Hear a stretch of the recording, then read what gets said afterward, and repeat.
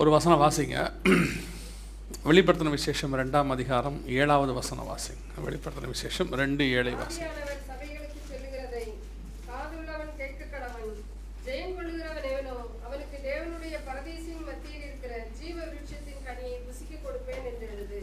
கண்களை மூடுவோம். நல்ல தகப்பனே, சர்வ வல்லமையுள்ள எங்கள் ஆண்டவரே, இந்த அருமையான வேலைக்காக உமக்கு ஸ்தோத்திரம்.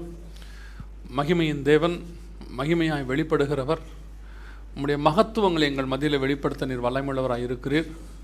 தகப்பனே, திரளான ஜனங்களுக்கு அல்ல ஆண்டவரே, சொற்ப ஜனங்களுக்கு உம்முடைய ரகசியங்களை வெளிப்படுத்தினீர். உம்முடைய வார்த்தைகள் மகத்துவம் உள்ளவைகள். நீர் எழுதி கொடுத்த நோக்கத்தை நீர் எங்கள் மத்தியில் நீர் வெளிப்படுத்த வேண்டுமாய் நாங்கள் செபிக்கிறோம். எவரை கொண்டும் பிரகாசிக்க உங்களால் முடியும் ஆண்டவரே. கழுதையை கொண்டும் பேச நீர் வல்லமையுள்ளவராக இருக்கிறீர்.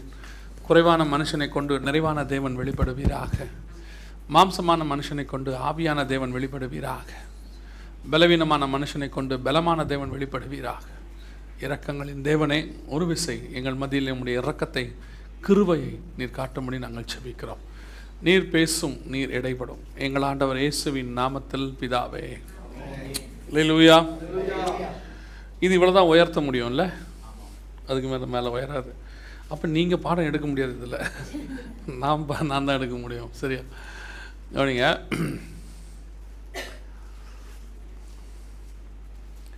இந்த பாடத்தை இப்போ நீங்கள் ஆரம்பத்துலேருந்து பார்த்தா தான் புரியும்.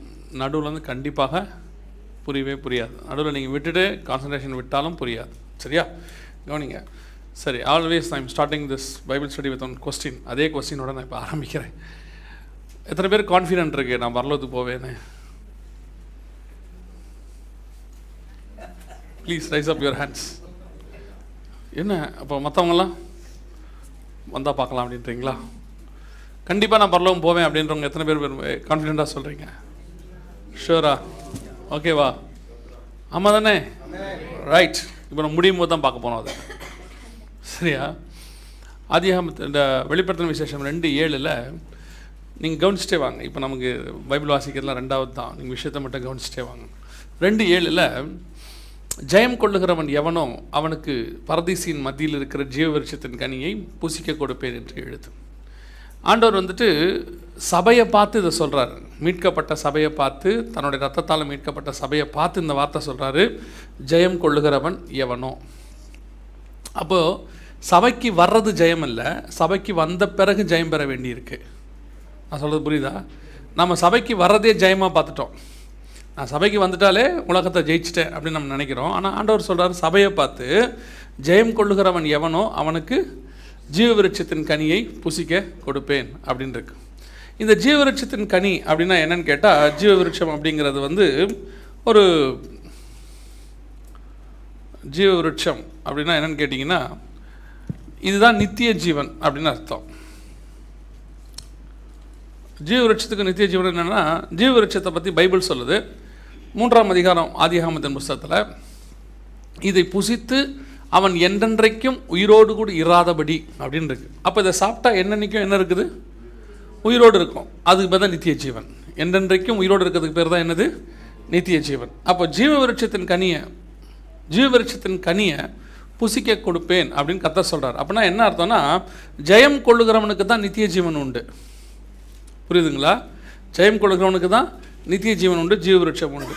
அதை தான் பைபிள் இங்கே சொல்லுது. அப்போ இந்த ஜீவ விருட்சத்தின் கனியை நீங்கள் புசிக்கணும்னா ஏதோ சில காரியங்களை ஜெயம் பெற வேணும்னு கர்த்தர் எதை பார்த்து சொல்கிறாரு?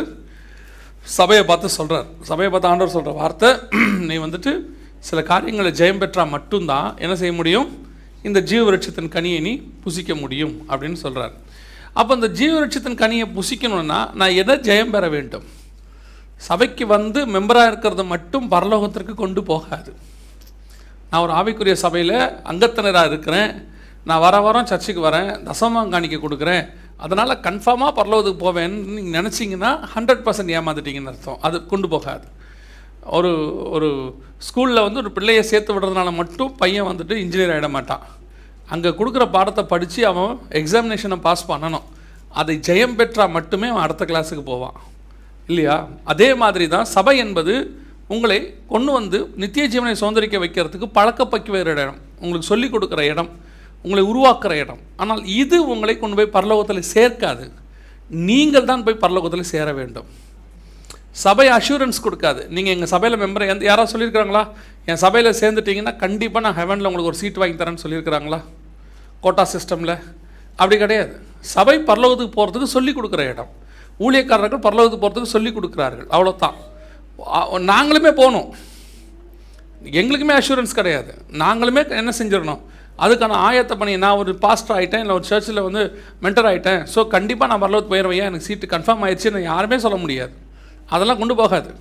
அப்போ நான் பரலோகத்துக்கு போகணும், நித்திய ஜீவனை சுதந்திரிக்கணும், நான் ஜீவ விருட்சத்தை பெறணும் அப்படின்னா நான் சில காரியங்களை ஜெயம் பெற வேண்டி இருக்கிறது. எதை ஜெயம் பெற்றால் நான் அங்கே போக முடியும், என்ன பண்ணால் நான் அந்த நித்திய ஜீவனை சுதந்திரிக்க முடியும், அதுதான் நம்ம பார்க்க போகிறோம். ஆதியாகமத்தின் புஸ்தகத்துக்கு திருப்பிக் கொள்ளுங்க.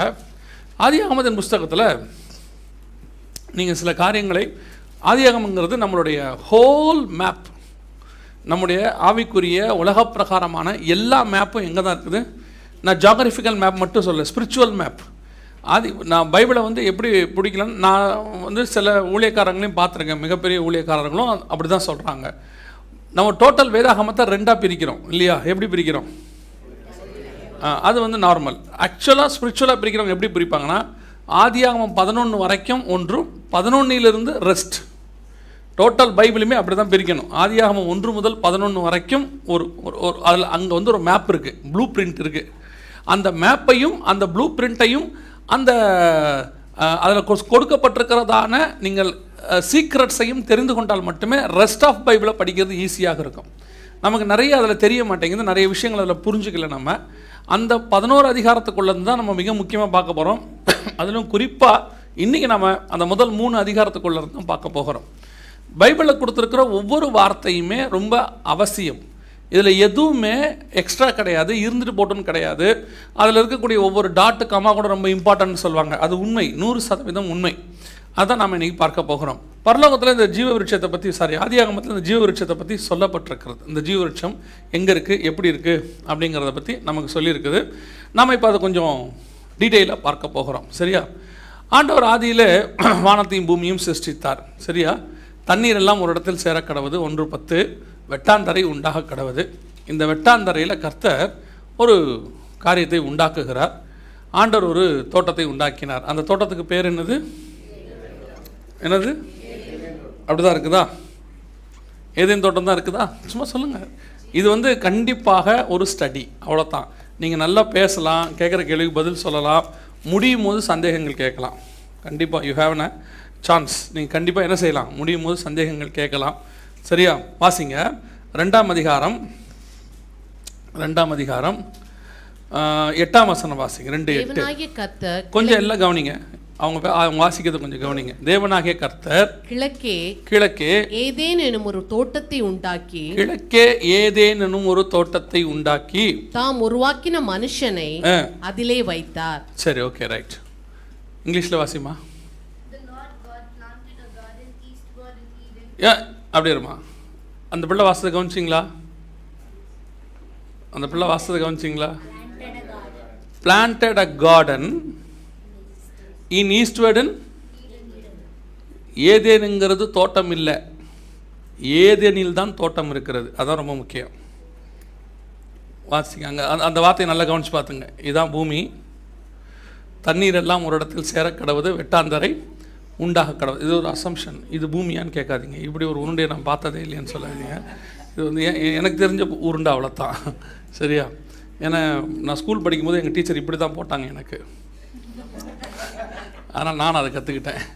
கவனிங்க, இப்போ இந்த பூமியில் ஆண்டவர் தண்ணீர் எல்லாம் ஒரு இடத்தில் சேர கடவுது, வெட்டாந்தரை உண்டாக கடவுது. நான் அது ஒரு அசம்ஷனுக்கு தான் உங்களுக்கு புரியறதுக்காக போடுறேன். சரிங்களா? இப்போ தண்ணி இந்த பக்கம் எல்லாம் ஒரு இடத்துல, நீங்கள் நினைக்கிற மாதிரி இந்த 5 கண்டம்லாம் இப்போ வந்தது தான், நோவா காலத்துக்கு அப்புறம் வந்தது தான். சரிங்களா? ஆண்டவர் ஆரம்பத்தில் உண்டாக்கும் போது ஒரே கண்டம் தான், ஒரே பூமி தான். தண்ணீர் எல்லாம் ஒரு இடத்தில் சேர கடவுது, வெட்டாந்தரை உண்டாக கடவுது. தான் இப்படி சும்மா அப்படி போட்டிருக்கிற ஒரு அசம்ஷனுக்காக. இப்போ இந்த தண்ணீர் உள்ள இடத்துக்கு பேர் சமுத்திரம் என்று பெயரிட்டார். சரியா? வெட்டாந்தரைக்கு பூமி என்று பெயரிட்டார். 1:10-11 ஆதியாகமத்தில் இருக்குது. இதெல்லாம் நான் சொல்கிறதெல்லாம் அதில் இருக்குது.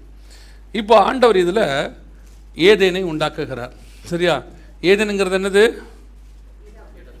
தோட்டம் இல்லை, அது திருப்பி வாசிமா 2:8 தமிழ்ல வாசிங்க பாப்போம். 2:8 தேவனாகிய கர்த்தர் கிழக்கே ஏதேன் என்னும் ஒரு தோட்டத்தை உண்டாக்கி, இல்ல தமிழ் அப்படி இருக்கு, ஏதேன் என்னும் ஒரு தோட்டத்தை உண்டாக்கி, கிழக்கே ஏதேன் என்னும் தோட்டத்தை உண்டாக்கி அப்படின்னு இருக்கு. ஆங்கிலத்தில் எப்படிமா இருக்குது?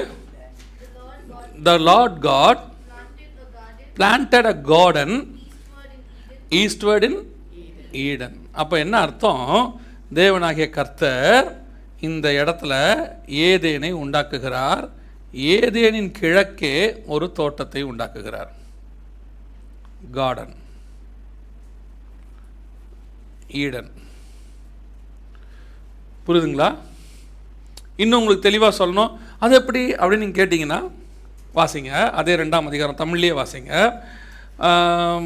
10வது வசனம் வாசிங்க. 2:10 தண்ணீர் பாயும்படி, தோட்டத்துக்கு தண்ணீர் பாயும்படி ஏதேனிலிருந்து ஒரு நதி புறப்பட்டு அங்கே இருந்து பிரிந்து. அப்ப நல்லா கவனிங்க, ஏதேனிலிருந்து ஒரு நதி பிறந்து தோட்டத்துக்கு தண்ணீர் பாயும்படி. ஏதேன் தோட்டத்திலிருந்து நதி இல்லை, ஏதேனிலிருந்து ஒரு நதி புறப்பட்டு தோட்டத்துக்கு தண்ணீர் பாயும்படி. அப்ப கண்டிப்பா ஏதேன் வேற, தோட்டம் வேற. ஏதேனுங்கிறது வேற, தோட்டங்கிறது வேற. இந்த நமக்கு புரியணும். இது வரைக்கும் நம்ம ஏதேனே என்ன நினச்சிட்டு இருக்கிறோம்? தோட்டம், ஏதேன் தோட்டம், ஏதேன் தோட்டம். ஏன் நம்ம அதை அப்படி நினைக்கிறோம் அப்படின்னு கேட்டிங்கன்னா, ஓமான் மஸ்கட்னா நான் எப்படி நினச்சிக்கிட்டு இருந்தேன்னா, மஸ்கட்டுங்கிறது நாடு, ஓமனுங்கிறது தலைநகரம் நினச்சிக்கிட்டு இருந்தேன். ஓமனுங்கிறது தான் நாடு, மஸ்கட்டுங்கிறது தான் தலைநகரம். அப்புறம் தான் எனக்கு தெரிஞ்சிச்சு. அதுக்கு முன்னாடி எப்படி நினச்சா மஸ்கட்டுங்கிறது நாடு, ஓமனுங்கிறது ஒரு ஊர் அப்படின்னு நினச்சிக்கிட்டு இருக்கிறோம். நம்ம ரிவர்ஸாக நினச்சிட்டோம், ஏதேனுங்கிறதில் ஒரு கார்டன் இருக்கிறது, அதனால ஈடன் கார்டன். இந்தியாவின் டெல்லி, தமிழ்நாடின் சென்னை. அது கடைசியில் எப்படி ஆயிடுச்சுன்னா தமிழ் சென்னை, தமிழ்நாடு சென்னைன்னு ஆகிப்போச்சு. இந்தியா டெல்லி அப்படிங்கிறது ஆகிப்போச்சு. அந்த மாதிரி தான் ஏதேன் தோட்டம் ஆயிடுச்சு. ஏதேனுங்கிறது ஒரு இடம், கார்டனுங்கிறது ஒரு தோட்டம். ஏன் இதுக்கெல்லாம் இவ்வளோ எக்ஸ்ப்ளனேஷன் கொடுக்குறேன்னா காரணம் இல்லாமல் தரல. கண்டிப்பாக நீங்கள் இதெல்லாம் பார்த்துக்கிட்டே வந்தால் தான் புரியும். சரியா? இப்போ தேவன் மனுஷனை கொண்டு போய் எங்கே வைக்கிறாரு? தோட்டத்தில் வச்சுட்டார், இங்கே வச்சுட்டார். சரிங்களா? இப்போ தேவன் தோட்டத்தில் மிக முக்கியமான 3 காரியங்களை உண்டாக்குகிறார். அதாவது நிறைய உண்டாக்குறார், நமக்கு தேவையான 3 காரியங்களை உண்டாக்குகிறார். வாசிங்க, 2ஆம் அதிகாரம் 9ஆம் வசனம் வாசிங்க. தேவனாகிய கர்த்தர் பார்வைக்கு அழகும் புசிப்புக்கு நலமுமான சகலவித விருட்சங்களையும் தோட்டத்தின் நடுவிலே ஜீவ விருட்சத்தையும் நன்மை தீமை அறியத்தக்க விருட்சத்தையும் பூமியிலிருந்து முளைக்க பண்ணினார். 3 விருட்சங்களை உண்டு பண்றார் பாருங்க. அங்க 3 விதமான விருட்சம் இருக்கா? ஒன்று பார்வைக்கு இன்பம், புசிப்புக்கு ஏற்றதுமான. அப்படின்னா என்ன அர்த்தம்னா, ஒன்று சாப்பிடலாம், 2 சாப்பிடக்கூடாது, 3 ஜீவ விருட்சம். இல்லையா? இதை என்ன பண்ணணும்? இதை சாப்பிட்லாம், இதை சாப்பிடக்கூடாது. சரியா? ஏன் நான் இதை அப்படி சொல்கிறேன் அப்படின்னு கேட்டால், இப்போ ஒரு வசனம் வாசிங்க, 2ஆம் அதிகாரம் 16வது வசனம். தேவனாகிய கர்த்தர் மனுஷனை நோக்கி, நீ தோட்டத்தில் உள்ள சகல விருட்சத்தின் கனியையும் புசிக்கவே. அப்ப இத ஃபர்ஸ்ட் இதுக்கு வந்து ஒரு கட்டளை கொடுத்துட்டாரு. இது என்ன செய்யலாம்? நீ சாப்பிடலாம். அதான் எழுதி இருக்கிறேன், சாப்பிடலாம். அடுத்து தொடர்ந்து வாசி. ஆனாலும் நன்மை தீமை அறியத்தக்க விருட்சத்தின் கனியை புசிக்க வேண்டாம். அப்ப இத என்ன பண்ணிட்டாரு? சாப்பிடக்கூடாது, அதையும் சொல்லிட்டாரு. சரியா? அடுத்து அதை நீ புசிக்கும் நாளில் சாகவே சாவா என்று கட்டளையிட்டார். அப்புறம் பின்பு தேவனாகிய கர்த்தர் மனுஷன் தனிமையாய் இருப்பது நல்லதல்ல. இத பத்தி பேச்சே இல்ல பாருங்க. இத என்ன பண்ணலாம்ன்ற பேச்சே இல்ல பாருங்க. இத சாப்பிடலாம்னு சொல்லிட்டாரு. 3 உண்டாக்கி இருக்கிறாரு. அதுல ஒன்னு சாப்பிடுன்ட்டாரு, இன்னொன்னு சாப்பிடக்கூடாதுன்ட்டாரு. இத பத்தி கட்டளையே கொடுக்கல, இத பத்தி பேச்சே கிடையாது. அந்த இடத்துல என்ன பண்ணணும்னே சொல்லலை. ஏன்னு சொன்னால், இதை அப்போ சாப்பிட்றதுக்கு தேவையான ஒரு காரணமே ஏற்படலை.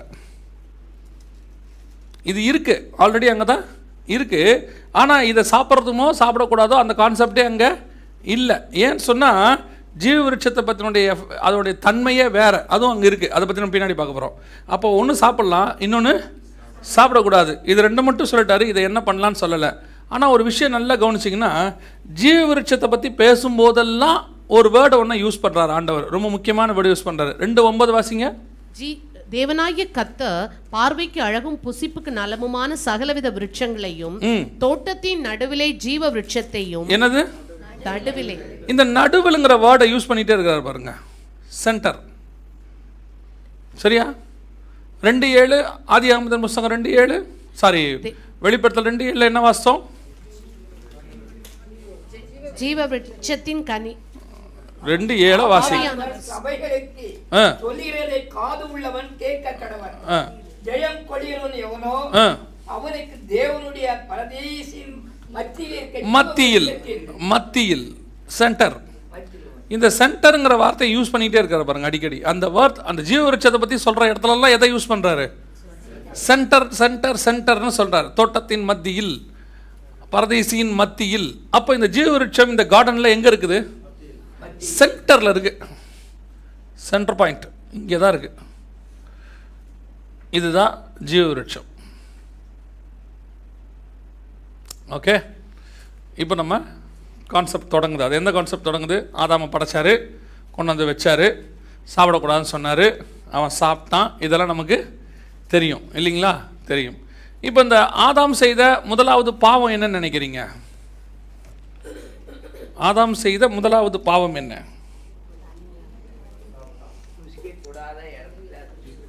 புசித்தான் இல்லையா? ஆமா தானே? ஆமா, அது இல்லை.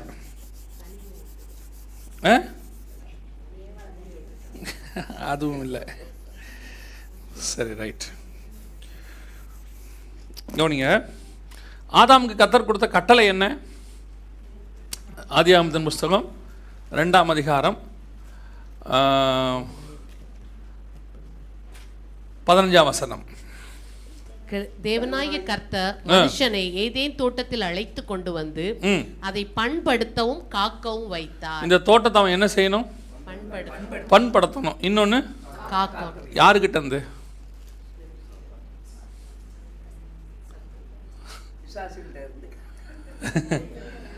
அப்போ அவர் இருக்கிற வரைக்கும் நம்ம இந்த டைம் போயிடும். இன்னைக்கு நல்ல பிரச்சனையே இருக்காது நமக்கு. சரி, தோட்டத்தை காவல் காக்கணும். யாருக்கிட்ட இருந்து காக்கணும்? அப்படியா? சரி. கர்த்தர் படைக்கும் போது ஒரு வித்தியாசமாக ஒன்று படைக்கிறார் பாருங்களேன். அது நீங்கள் இதெல்லாம் ஆதியாகமத்தில் தான் இருக்குது. இப்போ நம்ம பார்க்குறது எல்லாமே ஆதியாகமத்தில் தான் இருக்குது.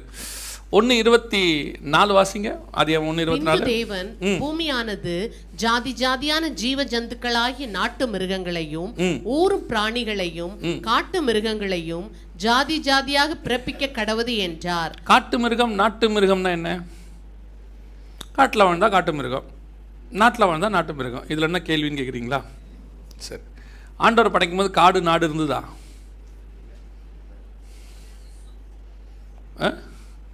ஆண்டவர் படைக்கும் போது காடு நாடு அப்படின்னு இருந்ததா இல்லையா? ஏன் இப்படி என்ன ஒரு மாதிரி பார்க்குறீங்க எல்லாரும்? இதெல்லாம் நம்ம ஆதியாகமத்துல தான் பார்த்துக்கிட்டு இருக்கோம். உங்கள் கையில் இந்த பைபிள் தான் பார்க்குறோம். நான் புது பைபிள் கொண்டு வந்துலாம் கேட்கல. அப்போ தான் நீங்கள் அந்த கேள்வியெல்லாம் கேட்கணும். சும்மா பதில் சொல்லுங்கள்.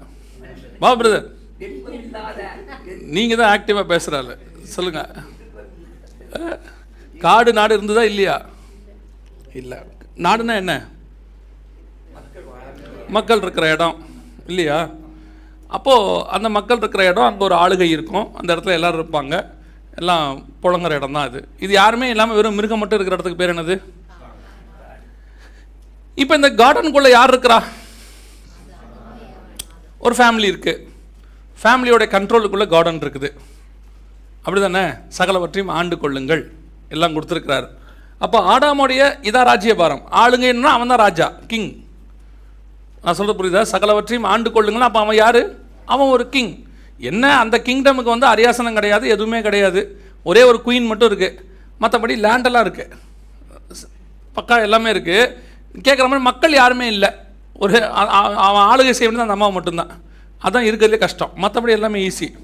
நீங்கள் ஒரு நாட்டையே ஆண்டுடலாம், வீட்டை ஆள முடியாது உங்களால். கவனிங்க. அப்போது இதான் இந்த இடத்துக்கு பேர் தான் நாடு. என்னது? ஒரு மனுஷன், ஒரு குடும்பம், அவனுக்கு கீழே எல்லாம் இருக்குது. இந்த நாடும் இது இல்லாமல் இருக்குது பார்த்தீங்களா? வெறும் பூமி இருக்குல்ல, இந்த இடம், இதுதான் காடு. இது காடு, இது நாடு. புரியுதுங்களா? இந்த நாடுக்கு பேர் தான் ஈடன். இந்த நாட்டில் இருக்கக்கூடியதான ஒரு தோட்டம், அதுக்கு தலைவர் தான் யார்? ஆதாம். இது மொத்தத்தையும் ஆளுகை செய்ய சொன்னார். ஆனால் பூமியை என்ன பண்ண சொன்னார்? தோட்டத்தை தான் பண்படுத்த சொன்னார், மாற்றப்படாது. பூமியை என்ன பண்ண சொன்னார்?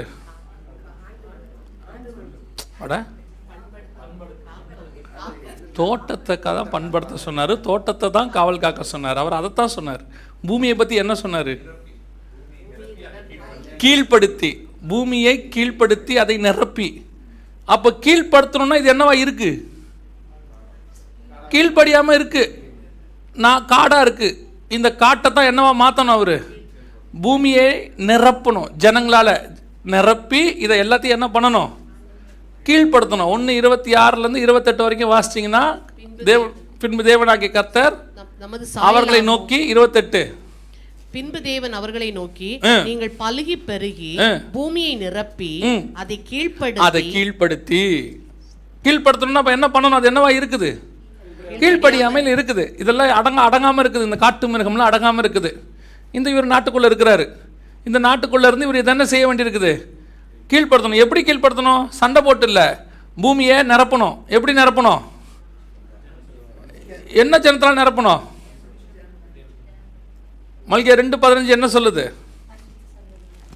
வாசிங்க 2:15 மல்கியா. அவர் ஒருவனை அல்லவா படைத்தார், பின்ன ஏன் ஒருவனை படைத்தார்? அவருக்குள் ஆவி பூரணமாய் இருந்தது, பின்ன ஏன் ஒருவனை படைத்தார்? தேவ பக்தி உள்ள சந்ததியை பெறும்படி தானே அப்படின்னு இருக்கு. அப்போ அந்த தேவ பக்தி உள்ள சந்ததியை நிரப்பி பூமி ஃபுல்லாக நிரம்பும் போது இந்த காட்டு மிருகம் எல்லாம் கீழ்ப்படுத்தப்பட்டு முழு பூமியும் யார் கண்ட்ரோலுக்கு கீழே வரும்? ஆதாமுடைய கண்ட்ரோலுக்கு கீழே தேவ பக்தி உள்ள சந்ததிகளுக்கு கீழே வரும். முழு பூமியும் எப்படி இருக்கும்? தேவ பக்தி உள்ள சந்ததிகளால் நிரப்பி இருக்கும். இதுதான் ஆதாம் கொடுக்கப்பட்ட டாஸ்க். இதுதான் அவர் செய்யணும். இப்போ ஆதாம் செஞ்ச முதல் தப்பு என்னன்னா, இவர் என்ன பண்ணணும்? இதை ஜெயிக்கிறதுக்கு முன்னாடி இதை பத்திரமா பார்த்துக்கணும், காவல் காக்கணும் தோட்டத்தை. இதை ஜெயிக்கிறது இருக்கட்டும்பா, முதல்ல உன்னை பத்திரமா பார்த்துக்க. இதை எதுவும் இதில் காவல் காக்கணும். எதை காவல் காக்கணும்? இதுலேருந்து எதுவும் இது உள்ளே வந்துடக்கூடாது. இதுகிட்டேருந்து இதை நாட்டிலேருந்து காட்டிலேருந்து என்ன செய்யணும்? பாதுகாக்கணும். இதான் அவங்களுடைய வேலை. இப்போது உள்ள என்ன வந்துச்சு? பழம் சாப்பிட சொல்லி உள்ள என்ன வந்துச்சு? சர்ப்பம் வந்துச்சு இல்லையா? சர்ப்பம் எங்கே உள்ளது? 3ஆம் அதிகாரம் 1ஆம் வசனம் ஆதியாகமத்தின் புத்தகம். தேவனாகிய கர்த்தர் உண்டாக்கின சகல காட்டு ஜீவன்களை பார்க்கிலும், சகல காட்டு ஜீவன்களை பார்க்கிலும். அப்போ சர்ப்பம் எந்த ஊரை சார்ந்தது? இங்கே சார்ந்தது. இதுக்கு வெளியே இருக்குதா? இங்கே இருக்குது. அது சர்ப்பம் இங்கே உள்ளது. இப்போ இது என்ன பண்ணியிருக்குது? ஆதாமுக்கிட்ட பேசுறதுக்கு எங்கேருந்து எங்கே வந்திருக்கு? இங்கே வந்திருக்கு, உள்ளுக்குள்ளே வந்திருக்கு. இப்போ ஆதாம் செஞ்ச முதல் தப்பு என்னென்னா, இதை உள்ளே விட்டது. அவர் காவல் காக்கிறதுக்கு மிஸ் பண்ணிட்டார். இது உள்ளே வந்திருக்கவே கூடாது. அதுதான் அவருடைய வேலை. ஃபஸ்ட்டு வேலையே அதான் வேலை. இப்போ இது உள்ளே வந்துருச்சு. First mistake. உள்ளே வந்தாச்சு, பழம் சாப்பிட்டாச்சு, வீழ்ச்சி அடைஞ்சாச்சு. இப்போ ஆண்டவர் சொல்லிட்டாரு, நீ இனிமேட்டு என்ன செய்யக்கூடாது? உயிரோடு கூட இருக்க முடியாது, புசிக்கும் நாளிலே சாகவே சாவாய் அப்படின்னு சொல்லிட்டாச்சு. இப்போ ஆண்டவர் என்ன பண்ணுறாரு? ஆதாம தோட்டத்தை விட்டு பழம் சாப்பிட்டோன்னே என்ன பண்ணுறாரு? பழம் சாப்பிட்டோன்னே துரத்துனாரா இல்லையா? சீக்கிரம் சொல்லுங்கள். ஆமாவே இல்லையா? இல்லை. அதுக்கு தான் உங்களை அந்த கேள்வி கேட்டேன். பழம் சாப்பிட்ட உடனே அவர் துரத்தலை. எப்போ துரத்தினார்னு நல்லா பாருங்கள். 3ஆம் அதிகாரம் ஆதியாகமத்தின் புஸ்தகம் 3ஆம் அதிகாரம் 20-21 வாசிங்க. ஆதாம் தன் மனைவிக்கு ஏவாள் என்று பெயரிட்டான், ஏனெனில் அவள் ஜீவனுள்ளோர்க்கெல்லாம் தாயானவள். யாராவது பழம் சாப்பிட்டா அன்னைக்கு மனைவிக்கு பேர் வைப்பானா? ஆண்டவர் சபிச்சுட்டு போயிட்டாரு. மண்ணாய் இருக்கிறாய், மண்ணுக்கு திரும்புவாய், நீ உருப்பட மாட்ட, சாக போற, உன் பொண்டாட்டிக்கு வேதனையோடு பிள்ளை பெற போறா, எல்லாம் சொல்லிட்டு போயிட்டாரு. அன்னைக்கு யாராவது மனைவிக்கு பேர் வைப்பானா? ஒரு பெரிய ட்ராஜடி நடந்திருக்கு. பூமியினுடைய மொத்த கான்செப்டுமே அங்கே மாறி இருக்கு. ஹெவன் பிளானே அப்சைட் டவுனாக மாறி இருக்கு. கர்த்தர் கோச்சிக்கிட்டு போயிட்டாரு. சரிம்மா போயிட்டார், வா நம்ம 2 பேர் வச்சு விளையாடுவோன்னு சொல்லுவானா? கண்டிப்பாக பழம் சாப்பிட்ட பிறகு அவன் பேர் வச்சது எதுக்குள்ளே தான் வச்சுருக்கான்? தோட்டத்துக்குள்ளே இருந்து தான் வச்சுருக்கிறான். அடுத்து தொடர்ந்து வாசிங்க. பின்பு அதுக்கு அப்புறமா தேவனாகிய கர்த்தர் தேவனாய் கர்த்தர் ஆதாமுக்கும் அவன் மனைவிக்கும் தோல் உடைகளை உண்டாக்கி இப்போ அங்க ஒரு ட்ரெஸ் வேலையும் நடக்குது. 2 பேருக்கும் அளவெடுத்து என்ன பண்ணியிருக்கிறாரு, ட்ரெஸ் தைச்சு போட்டிருக்கிறாரு. இவ்வளவும் பழம் சாப்பிட்டா அன்றைக்கே நடந்திருக்குமா? அதுக்கு தான் பின்புங்கிற வேர்டை யூஸ் பண்ணியிருக்கிறாரு, அதுக்கு பின்னாடி. அப்போ இதெல்லாம் நடக்கும்போது அவர் எங்கே தான் இருக்கிறாரு? தோட்டத்துக்குள்ளேயே தான் இருக்கிறாரு. அப்போ கர்த்தர் அவனை பழம் சாப்பிட்டோன்னா அவனை என்ன பண்ணலை? அப்போ கர்த்தருடைய பிளான் அவன் பழம் சாப்பிட்டோன்னா தோட்டத்தை விட்டு வெளியே போகணுங்கிறதுல இல்லை. பழம் சாப்பிட்ட பிறகும் அவன் அங்கே தான் இருக்கிறான், தோட்டத்துக்குள்ளே தான் இருக்கிறான். மனைவிக்கு பேர் வைக்கிறான், அவன் ட்ரெஸ் தைச்சு போடுறாரு, எல்லாம் நடந்துக்கிட்டு இருக்குது. அப்போ எப்போ இவனை துரத்தினார் வெளியே? தொடர்ந்து வாசி. பின்பு தேவனாகிய கர்த்தர் மனுஷன் நன்மை தீமை அறியத்தக்கவனாய் நம்மில் ஒருவரை போல் ஆனான். இப்பொழுதும் அவன் தன் கையை நீட்டி ஜீவ விருட்சத்தின் கனியை பறித்து புசித்து என்றென்றைக்கும் உயிரோடு இராதபடிக்கு செய்ய வேண்டும் என்று. இப்போ ஒரு பிள்ளையை நீங்க சொல்ற போது அந்த வேர்ட்ல நல்லா கவனிங்க. அதனால தான் சொல்றேன், ஒவ்வொரு வார்த்தையும் ரொம்ப இம்பார்ட்டன்ட். இப்போ ஒரு பிள்ளையை சொல்லும் போது ஒரு ஸ்வீட் பாக்ஸ் கீழே இருக்குது. அந்த பிள்ளைய சொல்கிறீங்க, ஏப்பா அது கை கட்டுற தூரத்தில் இருக்குது, அதை எடுத்து என்ன செஞ்சிடும் அந்த பிள்ளை? சாக்லேட்டை சாப்பிட்றோம், அதுக்கு சளி பிடிச்சிரும். பேசாமல் என்ன பண்ணலாம், அதை கொஞ்சம் எடுத்து மேலே வச்சுருங்க. வச்சா அது இப்போ தான் என்ன செய்யாது, நீக்காது. இந்த விஷயத்தை நம்ம எப்போ சொல்லுவோம்? அதை பார்த்து அது போய் எடுக்கிற சுச்சுவேஷனில் ஒரு தடவை ட்ரை பண்ணாவோ என்னவோ பண்ணால் தான் நம்ம என்ன சொல்லுவோம்? எப்போ அது எடுக்க ட்ரை பண்ணுது, கையை நேற்று கூட பார்த்தேன், கையை நீட்டு கிட்ட கொண்டு போயிடுச்சு, நான் தான் என்ன பண்ணிட்டேன். நீங்கள் சாக்லேட் கூட வேண்டாம், ஒரு கத்தியோ ஒரு ஏதோ ஒன்று வச்சுக்கோங்களேன். அப்போ அந்த கத்தி அது எடுக்க போயிடுச்சு, கையை நீட்டி நேற்று பார்த்தேன், கிட்ட போயிடுச்சுப்பா, கையை பிடிச்சி விட்டேன். நீங்கள் தயவு செஞ்சு கத்தி தூக்கி என்ன செய்யுங்க, கொஞ்சம் சேஃபான இடத்துல வைங்க, இல்லைன்னா கை கிழிச்சிரும். இது எப்போ சொல்லுவோம்? அது ஒரு ட்ரை பண்ணும் போது தான் நம்ம சொல்லுவோம். அவர் சொல்கிற வேர்டை நல்லா கவனிங்க. இப்பொழுது மனுஷன், இதோ மனுஷன் தன் கையை நீட்டி, அந்த வேர்டு அவர் யூஸ் பண்ண வேண்டிய அவசியமே இல்லை. அவர் என்ன சொல்லியிருக்கணும்? எப்போ அந்த தோட்டத்துக்கு போகிற பழத்தை சாப்பிட்டா, தோட்டத்தில் இருக்கிற பழத்தை சாப்பிட்டா அவன் என்னென்றைக்கும் உயிரோடு நம்மளே ஆயிரும், அதனால் தயவு செஞ்சு அவனை வெளியே தோட்டத்துக்கு தான் சொல்லணும். அந்த வேர்டை ஏன் யூஸ் பண்ணுறாரு? இப்பொழுதும் அவன் தன் கையை நீட்டி பறித்து புசித்து. ஏன்னா கிட்ட போயிட்டான். ஏன் கிட்ட போயிட்டான் தெரியுங்களா? ஜீவவிருட்சம் எங்கே இருந்துச்சு? அவன் சாப்பிட்ட பழம் எங்கே இருந்துச்சு? நன்மை தீமை அது எங்கே இருந்தது? வாசிங்க 3ஆம் அதிகாரம் 3ஆம் அதிகாரம் 3ஆம் வசனம். ஆனாலும் தோட்டத்தின் நடுவில் இருக்கிற விருட்சத்தின் கனியை குறித்து தேவன் நீங்கள் சாகாதபடிக்கு அதை புசிக்கவும் அதை தொடவும் வேண்டாம் என்று சொன்னார். அப்ப இதுவும் எங்க தான் இருந்திருக்கு? நடுவில், பக்கத்துல தான் இருந்திருக்கு. இதுவும் பக்கம் தான் இருந்திருக்கு, அதுவும் பக்கம் தான் இருந்திருக்குது. தேவன் உண்டாக்கின ஜீவ விருட்சமும் அங்கே தான் இருக்குது, பிசாசு மோசம் போக்குற பழமும் இருக்குது. ரெண்டும் பக்கத்தில் தான் இருக்குது. இவன் நேராக போனவன் இதை சாப்பிட்ட உடனே இப்போ தெரிஞ்சு போச்சு சாக போகிறோம். ஆண்டவர் சொல்லிட்டாரு, மண்ணுக்கு திரும்புவாய். இப்போ என்ன நடக்குது? ஆண்டவர் இவன் அங்கேருந்து என்ன பண்ணியிருக்கிறான்? அப்போ இந்த பழத்தை சாப்பிட்டா செத்துருவோம், அந்த பழத்தை சாப்பிட்டா சாக மாட்டோம், என்றென்றைக்கு உயிரோடு இருப்போம். இப்போ அதை ட்ரை பண்ணியிருக்கிறான். இப்போ தான் கர்த்தர் சொல்கிறாரு, இப்பொழுதும் தன் கையை நீட்டி ஜீவவிருட்சத்தின் கனியை பறித்து புசித்து விடாதபடிக்கு அவனை தோட்டத்தை விட்டு. இவன் செஞ்சிருப்பானா இல்லையா அப்படிங்கிற அசியூம் பண்ணுறோம். அப்படின்னா அசியூம் இல்லை. தொடர்ந்து வாசிங்க. அவன் எடுக்கப்பட்ட மண்ணை பண்படுத்த தேவனாகிய கர்த்தர் அவனை ஏதேன் தோட்டத்திலிருந்து அனுப்பிவிட்டார். அனுப்பித்தானே விட்டாரு. அடுத்த வசனம், அவர் மனுஷனை துரத்தி விட்டு. அனுப்பியதுக்கும் துரத்துறதுக்கு என்ன difference?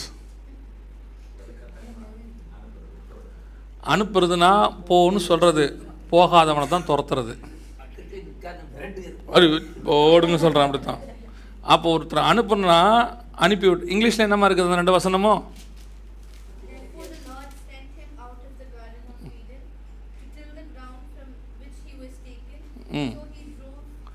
See, he drove out. விரட்டப்பட்டான். நமக்கு துரத்தப்பட்டாங்கிறதோட அடுத்து என்ன இருக்குது? விரட்டப்பட்டான், ஓடுறா அப்படின்னு சொல்லியிருக்கிறாரு. அப்போ தம்பி வெளியே விட்டு போகிறதுக்கு, ஏதேன் தோட்டத்தை விட்டு வெளியே போகிறதுக்கு தம்பி ரெடியாக இல்லை. ஏன்னா உள்ளதான் என்ன இருக்குது?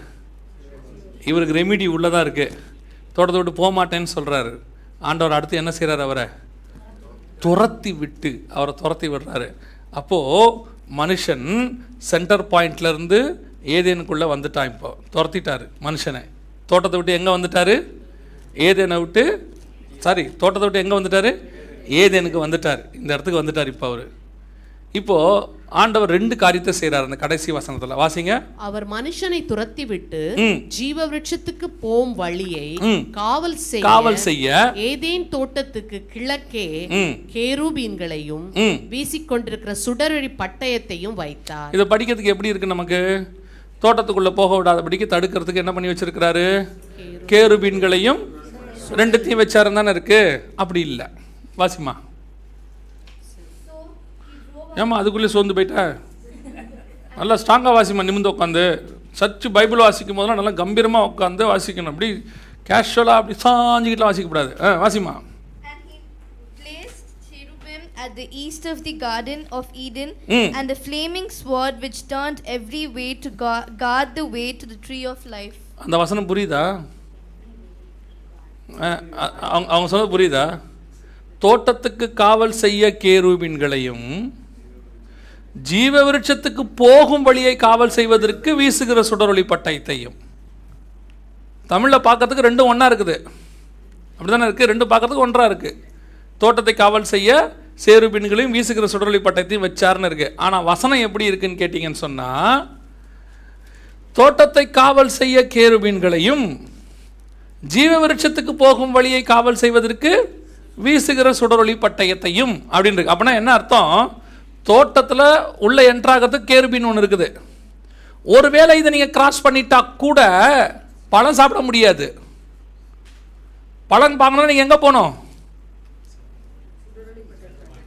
சென்டர் பாயிண்ட்டுக்கு போகணும். அந்த சென்டர் பாயிண்ட்டுக்கு போகிற வழிக்கு என்ன இருக்குது? அங்கே ஒரு காவல் இருக்குது. ஸோ நீங்கள் இது 2த்தையும் கிராஸ் பண்ண தான் உங்களுக்கு என்ன கிடைக்கும்? ஜீவவிருட்சம் கிடைக்கும். அதாவது ஏதேன் என்பது இந்தியான்னு வச்சுக்கோங்க. ஒரு உதாரணத்துக்கு இந்தியாவில் இருக்குது. இந்தியாவில் நம்ம தமிழ்நாட்டில் தான் தோட்டம்னு வச்சுக்கோங்க. அதோடைய சென்டர் பாயிண்ட் திருச்சின்னு வச்சுக்கோங்க. இங்கே தான் ஜீவவிருட்சம் இருக்குது. இப்போ கர்த்தர் என்ன பண்ணிட்டாரு? தமிழ்நாட்டில் தான் அவனை விரட்டிட்டாரு. விரட்டி மகனே இங்கே போப்பா, இது உள்ள நீ இருக்கக்கூடாதுன்ட்டாரு. இப்போ அவன் ஜீவவிருட்சத்தை சாப்பிடணுன்னா இந்த இடத்துல ஒரு செக் போஸ்ட் இருக்குது. இந்த செக் போஸ்ட்டில் போலீஸ்லாம் இருக்கிறாங்க, கேருபீன்கள்.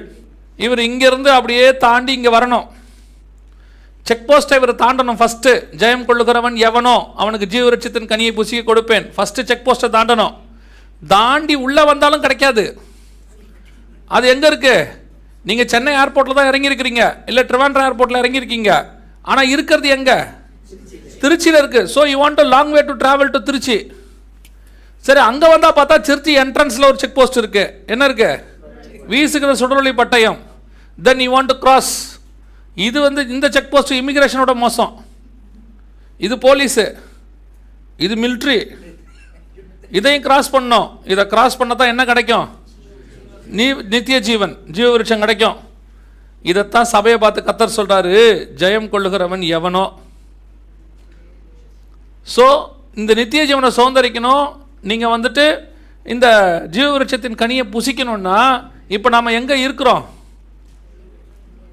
இப்போ நம்ம எங்கே இருக்கிறோம்? இல்லை ஏதேனில் இருக்கிறோமான்னு அப்புறம் பார்ப்போம்.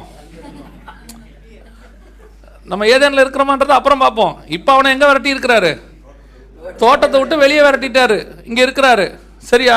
அப்போ இங்கே வந்தவர் இங்கே போகணும் திருப்பி. அதனால தான் அவர் தோட்டத்தை அழிக்கலை. தோட்டத்தை ஏன் அவர் அழிக்கலைன்னா, அவன் கண்டிப்பாக திருப்பி எங்கே வரணும்? இங்கே வரணுங்கிறதுக்காக தான் தோட்டத்தையும் வச்சார், இவனையும் வச்சார். இவன் தப்பு செஞ்சால் முடிஞ்சு போச்சு, கதையை முடிக்குதுன்னா கர்த்தருக்கு 2 பேர் கழுத்தை நெருக்கி போகிறது ஒன்றும் பெரிய விஷயமே கிடையாது. இவனையும் பத்திரமா வச்சிருக்கிறாரு, தோட்டத்தையும் பத்திரமா வச்சிருக்கிறாரு. தோட்டத்தையும் அழிக்கல, ஜீவவிருட்சத்தை அழிக்கல, பத்திரமா வச்சிருக்கிறாரு. ஏன் வச்சிருக்கிறாரு? கண்டிப்பாக அவன் திரும்பி வரணும். அவன் ஜீவவிருட்சத்தின் கனியை புசித்து நித்திய ஜீவனை பெற்றுக்கொள்ள வேண்டும். அப்போ நித்திய ஜீவனை அவன் பெறலாமான்னா பெறலாம், வாய்ப்பு இருக்கு. பாவம் செஞ்சதுனால நித்திய ஜீவனை பெற முடியாதுன்னு கிடையாது. அதனால தான் இது இன்னும் பத்திரமா வச்சிருக்கிறாரு. அவன் வரணும். வந்தா மட்டும்தான் என்ன செய்ய முடியும்? அவன் இந்த 2த்தையும் கிராஸ் பண்ணணும். இந்த 2ஐயும் கிராஸ் பண்ணி சென்டர் பாயிண்ட்டுக்கு வந்தா மட்டும்தான் அவன் நித்திய ஜீவனை சுதந்திரிக்க முடியும். இதே தான் உங்களுக்கு சபையை பார்த்து கர்த்தர் சொல்றாரு, ஜெயம் கொள்ளுகிறவன் எவனோ. இது வெறும் ஏதேன் தோட்டத்து கான்செப்ட் கிடையாது. ஏதேனில் சொல்லப்பட்ட கான்செப்டோடைய ஸ்பிரிச்சுவல் தாட் இன்னைக்கு உங்ககிட்ட இருக்கு. நீங்கள் இது 2ஐயும் கிராஸ் பண்ணால் மட்டும்தான் நித்திய ஜீவனை சுதந்திரிக்க முடியும். ஒன்று ஏதேனையும் தாண்டணும், இன்னொன்று சென்டர் பாயிண்ட்டுக்கும் வரணும். இப்போ இங்கே வந்துட்டாங்க. இப்போ இங்கே யார் இருக்கிறது? Adam and eve. இங்கே தானே இருக்கிறாங்க. எங்கே இருக்கிறாங்க? ஏதேனில் இருக்கிறாங்க இல்லையா? இருக்காங்க. ரைட். இங்கே தான் காயின் பிறக்கிறாரு, இங்கே தான் ஏவாள் பிறக்கிறாங்க, சாரி ஆபேல் பிறக்கிறாரு. எல்லாமே இங்கே தான் நடக்குது. கரெக்ட் தானா? இங்கே தான் நடக்குது. அவங்க 2 பேரும் இங்கே வாழ்கிறாங்க, குழந்தைகள்லாம் பிறக்குது, எல்லாம் ஓகே. இப்போ காயின் யாரை கொலை பண்ணுறாரு? ஆபேலை கொலை பண்ணுறாரு. அதுவும் எங்கே தான் பண்ணுறாரு? இங்கே தான் பண்ணுறாரு. இப்போ இங்கே பண்ண பிறகு தான் கர்த்தர் காயினை துரத்துறாரு. ஆமாம் தானே? 4ஆம் அதிகாரம் ஆதியாகமத்தின் புஸ்தகத்தை திருப்பித்துக் கொள்ளுங்க. இப்போ வாசிங்க.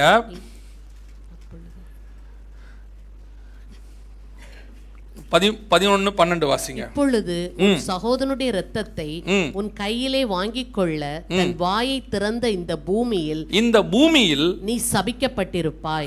நீ நிலத்தை பயிரிடும் போது அது தன் பலனை இனி உனக்கு கொடாது. நீ பூமியில் நிலையற்று அலைகிறவனாய் இருப்பாய். நீர் பூமியில் நிலையற்று. பூமி எது? ஏதேனுக்கு வெளியே பூமி. இதான் ஏதேன். இது முழுக்க பூமி தான். ஆனால் அந்த வெட்டாந்தரைக்கு பூமி என்று பெயரிட்டார்.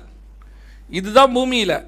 இப்போ இவன் ஏதேனில் தான் இவ்வளோ நடக்குது. ஏதேனில் கொலை நடக்குது, ஏதேனில் பொறாமை இருக்குது, ஏதேனில் தான் காணிக்கை நடக்குது, ஏதேனுக்குள்ள தான் எல்லாம் நடக்குது, பிள்ளை பிறக்கிறது எல்லாம் இங்கே தான் நடக்குது. ஆனால் இப்போ இதெல்லாம் நடந்தவொடனே இவன் என்ன பண்ணுறாரு? பூமிக்கு அனுப்பி விடுறாரு. அடுத்த வசனம். அப்பொழுது காயின் கர்த்தரை நோக்கி, எனக்கு இட்ட தண்டனை என்னால் சகிக்க முடியாது. இன்று என்னை இந்த தேசத்திலிருந்து துரத்தி விடுகிறீர். அப்ப இது என்னது? ஆரம்பத்தில் சொன்ன ஞாபகம் இருக்குதா? இதான் நாடு. இன்று இந்த தேசத்திலிருந்து என்னை துரத்தி விடுகிறீர். அடுத்து, நான் உமது சமூகத்துக்கு விலகி. அப்ப இது என்னது? தேவ சமூகம். இங்கதான் தேவ சமூகம் இருந்திருக்கு. மறைந்து பூமியில் நிலையற்று அலைகிறவனாய் இருப்பேன். அப்ப இவர் எங்க வந்துட்டாரு? பூமிக்கு. காயின் இங்க வந்துட்டாரு, பூமிக்கு வந்துட்டாரு. இப்போ இங்கிருந்த ஆதாம் இங்க வந்தாரு. அடுத்த சந்ததி எங்க வந்துருச்சு? வெளியே வந்துருச்சு, பூமிக்கு வந்துருச்சு. தொடர்ந்து வாசிங்கம்மா. என்னை கண்டுபிடிக்கிறவன் எவனும் என்னை கொன்று போடுவானே என்றான். அப்பொழுது கர்த்தர் அவனை நோக்கி, காயினை கொல்லுகிற எவன் மேலும் 7 பழி சுமரும் என்று சொல்லி, காயினை கண்டுபிடிக்கிறவன் எவனும் அவனை கொன்று போடாதபடிக்கு கர்த்தர் அவன் மேல் ஒரு அடையாளத்தை போட்டார். அப்படியே காயின் கர்த்தருடைய சந்நிதியை விட்டு புறப்பட்டு அப்பனா இப்ப அவர் இது இவ்வளவு நேரம் எங்கதான் இருந்திருக்கிறாரு? உம்முடைய சமூகம், உம்முடைய சன்னதி. அப்போ அவருடைய சன்னதிக்குள்ள தான் இவ்வளவு நடந்திருக்குது. அவருடைய பிரசன்ஸ்ல தான் இவ்வளவு நடந்திருக்குது. அவருடைய சன்னதி. இங்கிருந்து அவனை விரட்டி விடுறாரு. இப்போ இங்க வந்துட்டாரு. இப்போ இவன் இங்க இந்த பூமியில எப்படி இருப்பான்னு சொல்றாரு? நிலையற்று அலைகிறவனாய் இருப்பான். நிலையற்று அலைகிறவனா என்ன இருக்கும்? ஆங்கிலத்தில் என்ன இருக்குது? எங்க அங்க இருந்த அம்மா காணோம். 14.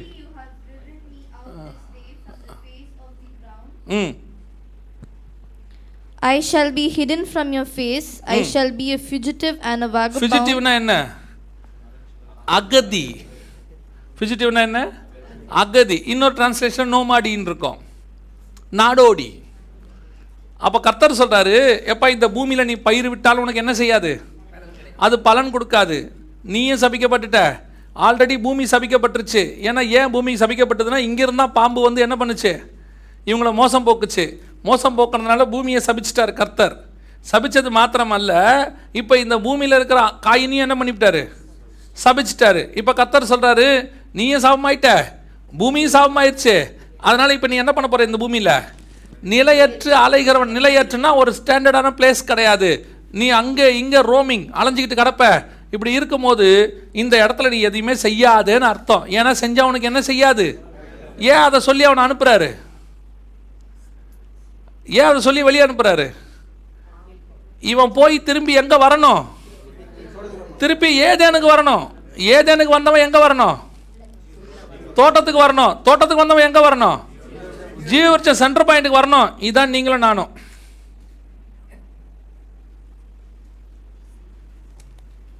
புரியுதுங்களா? மனுஷன் எவ்வளவு தூரம் வந்துட்டான் தேவனை விட்டு? சென்டர் பாயிண்டை விட்டு இங்க வரைக்கும் வந்துட்டான். இப்போ இவன் இங்கே பூமியில் எப்படி இருப்பான்? நிலையற்றவனாக அலைந்து திரிந்து. அப்படிதானே இருக்குது.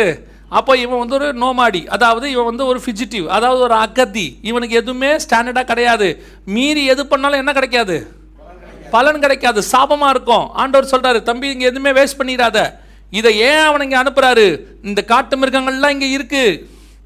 இது வரைக்கும் அவன் யார் கூட வாழ்ந்துருக்கிறான்? நாட்டு மிருகங்களோடையும் தேவ சமூகத்திலையும் தேவனோடையும் இருந்திருக்கிறான். அப்போ இதுக்கு என்ன தெரியணும்? அவனுக்கு டிஃப்ரென்ஸ் தெரியும். இப்போ போனால் தெரியும் அவனுக்கு. இங்கேருந்து புறப்பட்டு அவன் வந்துட்டு லண்டன் போனால் தான் இப்போ அவனுக்கு என்ன தெரியும்? லண்டனுக்கும் மஸ்கட்டுக்கும் உள்ள டிஃப்ரென்ஸ் தெரியும். அப்போ அவன் அங்கே போய் என்ன செய்யணும்?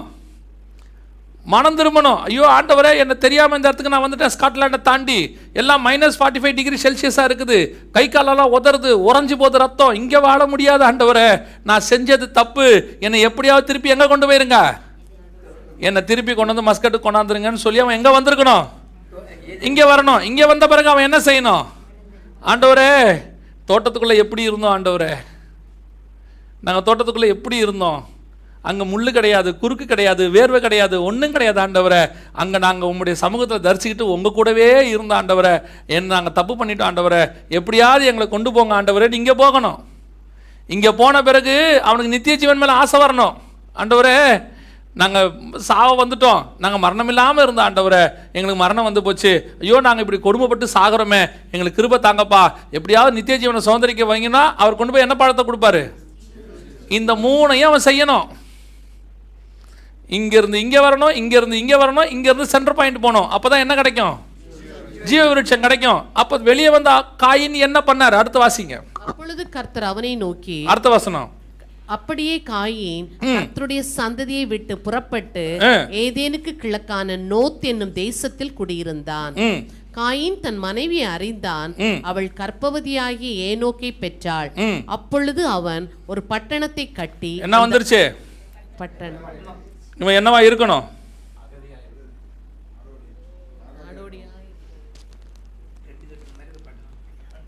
இவன் என்னவா இருக்கணும்? அகதியா இருக்கணும். அகதிக்கு என்ன இருக்கக்கூடாது? வீடு வாசல் இருக்கக்கூடாது, எதுவுமே இருக்கக்கூடாது. இவன் அகதியா இருந்து வீடு வாசல் இல்லாமல், ஆண்டவரே இந்த வீடு எனக்கு, இந்த உலகம் எனக்கு ஒரு வாடகை வீடு, நான் ஒரு நாடோடி. நாடோடி எதில் குடியிருப்பான்? டென்ட். ஆபிரகாம் எங்கே குடியிருந்தார்? கூடாரங்களில் குடியிருந்தார். அப்போ நித்திய ஜீவனை சுதந்திரிக்கிறவன் எதில் குடியிருப்பான்? அதான் அதுக்கான அடையாளம். இவன் சிட்டி கட்டிட்டான். புரியுதுங்களா? அப்போ என்ன அர்த்தம்?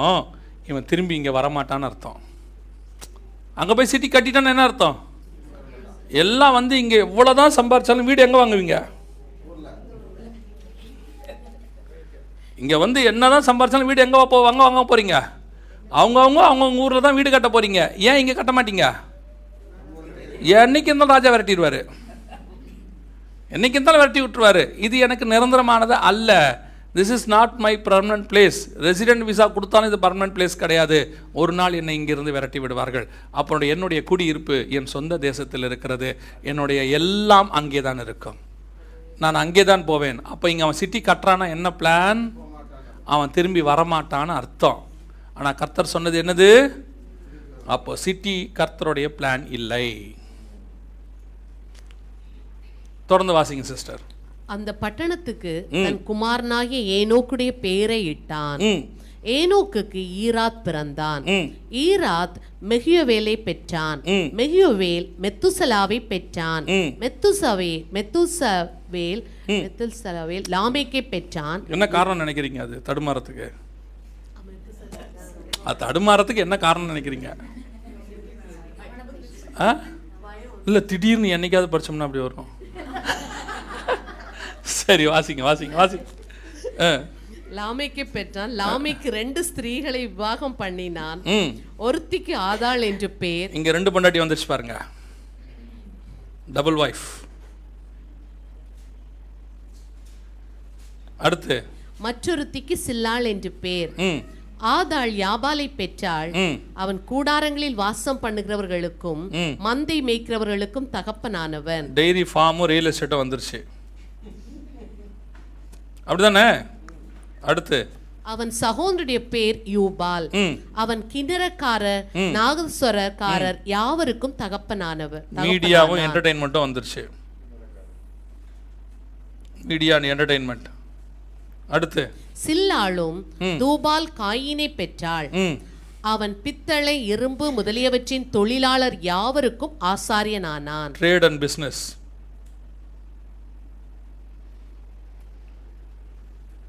இவங்களோட வேலை என்ன? ஆக்சுவலி அகதி. இதெல்லாம் அகதியாக இருந்து தான் இங்கே எல்லாம் பண்ணணும். ஆனால் இவங்க என்ன பண்ணிட்டாங்க, இங்கே ஒரு சிட்டி கட்டி சிட்டியில் 1-2 ஒய்ஃபோட செட்டில் ஆகி செட்டில்மெண்ட் ஆனது மட்டுமல்ல, அடுத்து என்ன பண்ணுறாங்க, ட்ரேடிங் ஆரம்பித்து, டைரி பிஸ்னஸ் ஆரம்பித்து, ரியல் எஸ்டேட் பண்ணி, என்டர்டெயின்மெண்ட்டு, மீடியா எல்லாம் வந்து கடைசியாக இவங்க யாருமே இதுக்குள்ளே போகவே இல்லை. யாருமே இதுக்குள்ளே என்ட்ரால மறந்துட்டாங்க. அது அவங்க இப்போ தான் கர்த்தர் அடுத்து பார்க்குறாரு. சரி, வேறு வழி இல்லை. இருந்த 2 பேரில் ஒருத்தனை கொன்னுட்டான், ஒருத்தன் வெளியே வந்துட்டான். இப்போ உள்ள ஆளே இல்லை. ஆதாம் ஏவாள் மட்டும்தான் இருக்காங்க திருப்பி பழையபடி. இப்போ திருப்பியும் கர்த்தர் அவர்களுக்கு ஒரு குமாரனை கொடுத்தார். அவனுக்கு சேத்துக்கு ஒரு குமாரன் பிறந்தான். அவனுக்கு ஏனோஸ் என்ற பெயர். அவனுடைய காலத்தில் பூமியிலே ஜனங்கள் தேவனை, அப்போ உள்ளுக்குள்ள ஒன்லி வர்ஷிப். ஏதேனுக்குள்ள என்ன நடக்குது? Only worship. இது உள்ள வேற எதுவுமே இருக்காது. 10 தலைமுறை இங்கே இருக்கு உள்ளுக்குள்ள. ஏனோஸ், மெகலவியல், அதுக்கப்புறம் ஈராஸ், அப்படியே தாண்டி வந்துக்கிட்டே இருக்கும். 7ஆம் தலைமுறை ஏனோக்கு, 8ஆம் தலைமுறை மெத்துசலா, 9ஆம் தலைமுறை லாமைக்கு, 10ஆம் தலைமுறை நோவா. இதில் 10 தலைமுறையிலையும் இவங்க என்னமே பண்ணியிருக்க மாட்டாங்க. ஒரு கண்டுபிடிப்பு இருக்காது, ஒரு பிஸ்னஸ் இருக்காது, உள்ள எதுவுமே இருக்காது. ஒன்றே ஒன்று தான் இருக்கும். உள்ள தேவன் சொன்ன பேழை மாத்திரம் கட்டியிருப்பார்கள். அதோடு கூட ஆராதனை நடக்கும். இது 2 மட்டும்தான் இது உள்ளே இருக்கும், வேறு ஒன்றுமே இருக்காது. ஆனால் இங்கே என்ன இருக்கும் தெரியுமா? இங்கே அத்தனையும் இருக்கும். சிட்டி இருக்கும், இங்கே என்ன இருக்கும்? மீடியா இருக்கும், என்டர்டெயின்மெண்ட் இருக்கும், பிஸ்னஸ் இருக்கும், ட்ரேடு இருக்கும், டைரி ஃபார்ம் இருக்கும். உங்களுக்கு தேவையான அத்தனையும் இருக்கும். இது உள்ளே போக விடாமல் தடுக்கிறதுக்கான அத்தனையும் இங்கே இருக்கும். இதற்கு பேர் தான் உலகம். இதற்கு பேர் தான் தேவ சமூகம், சர்ச். இதற்கு பேர் தான் வருகை, பரலோகம். இதுக்கு பேர் தான் நித்திய ஜீவன்.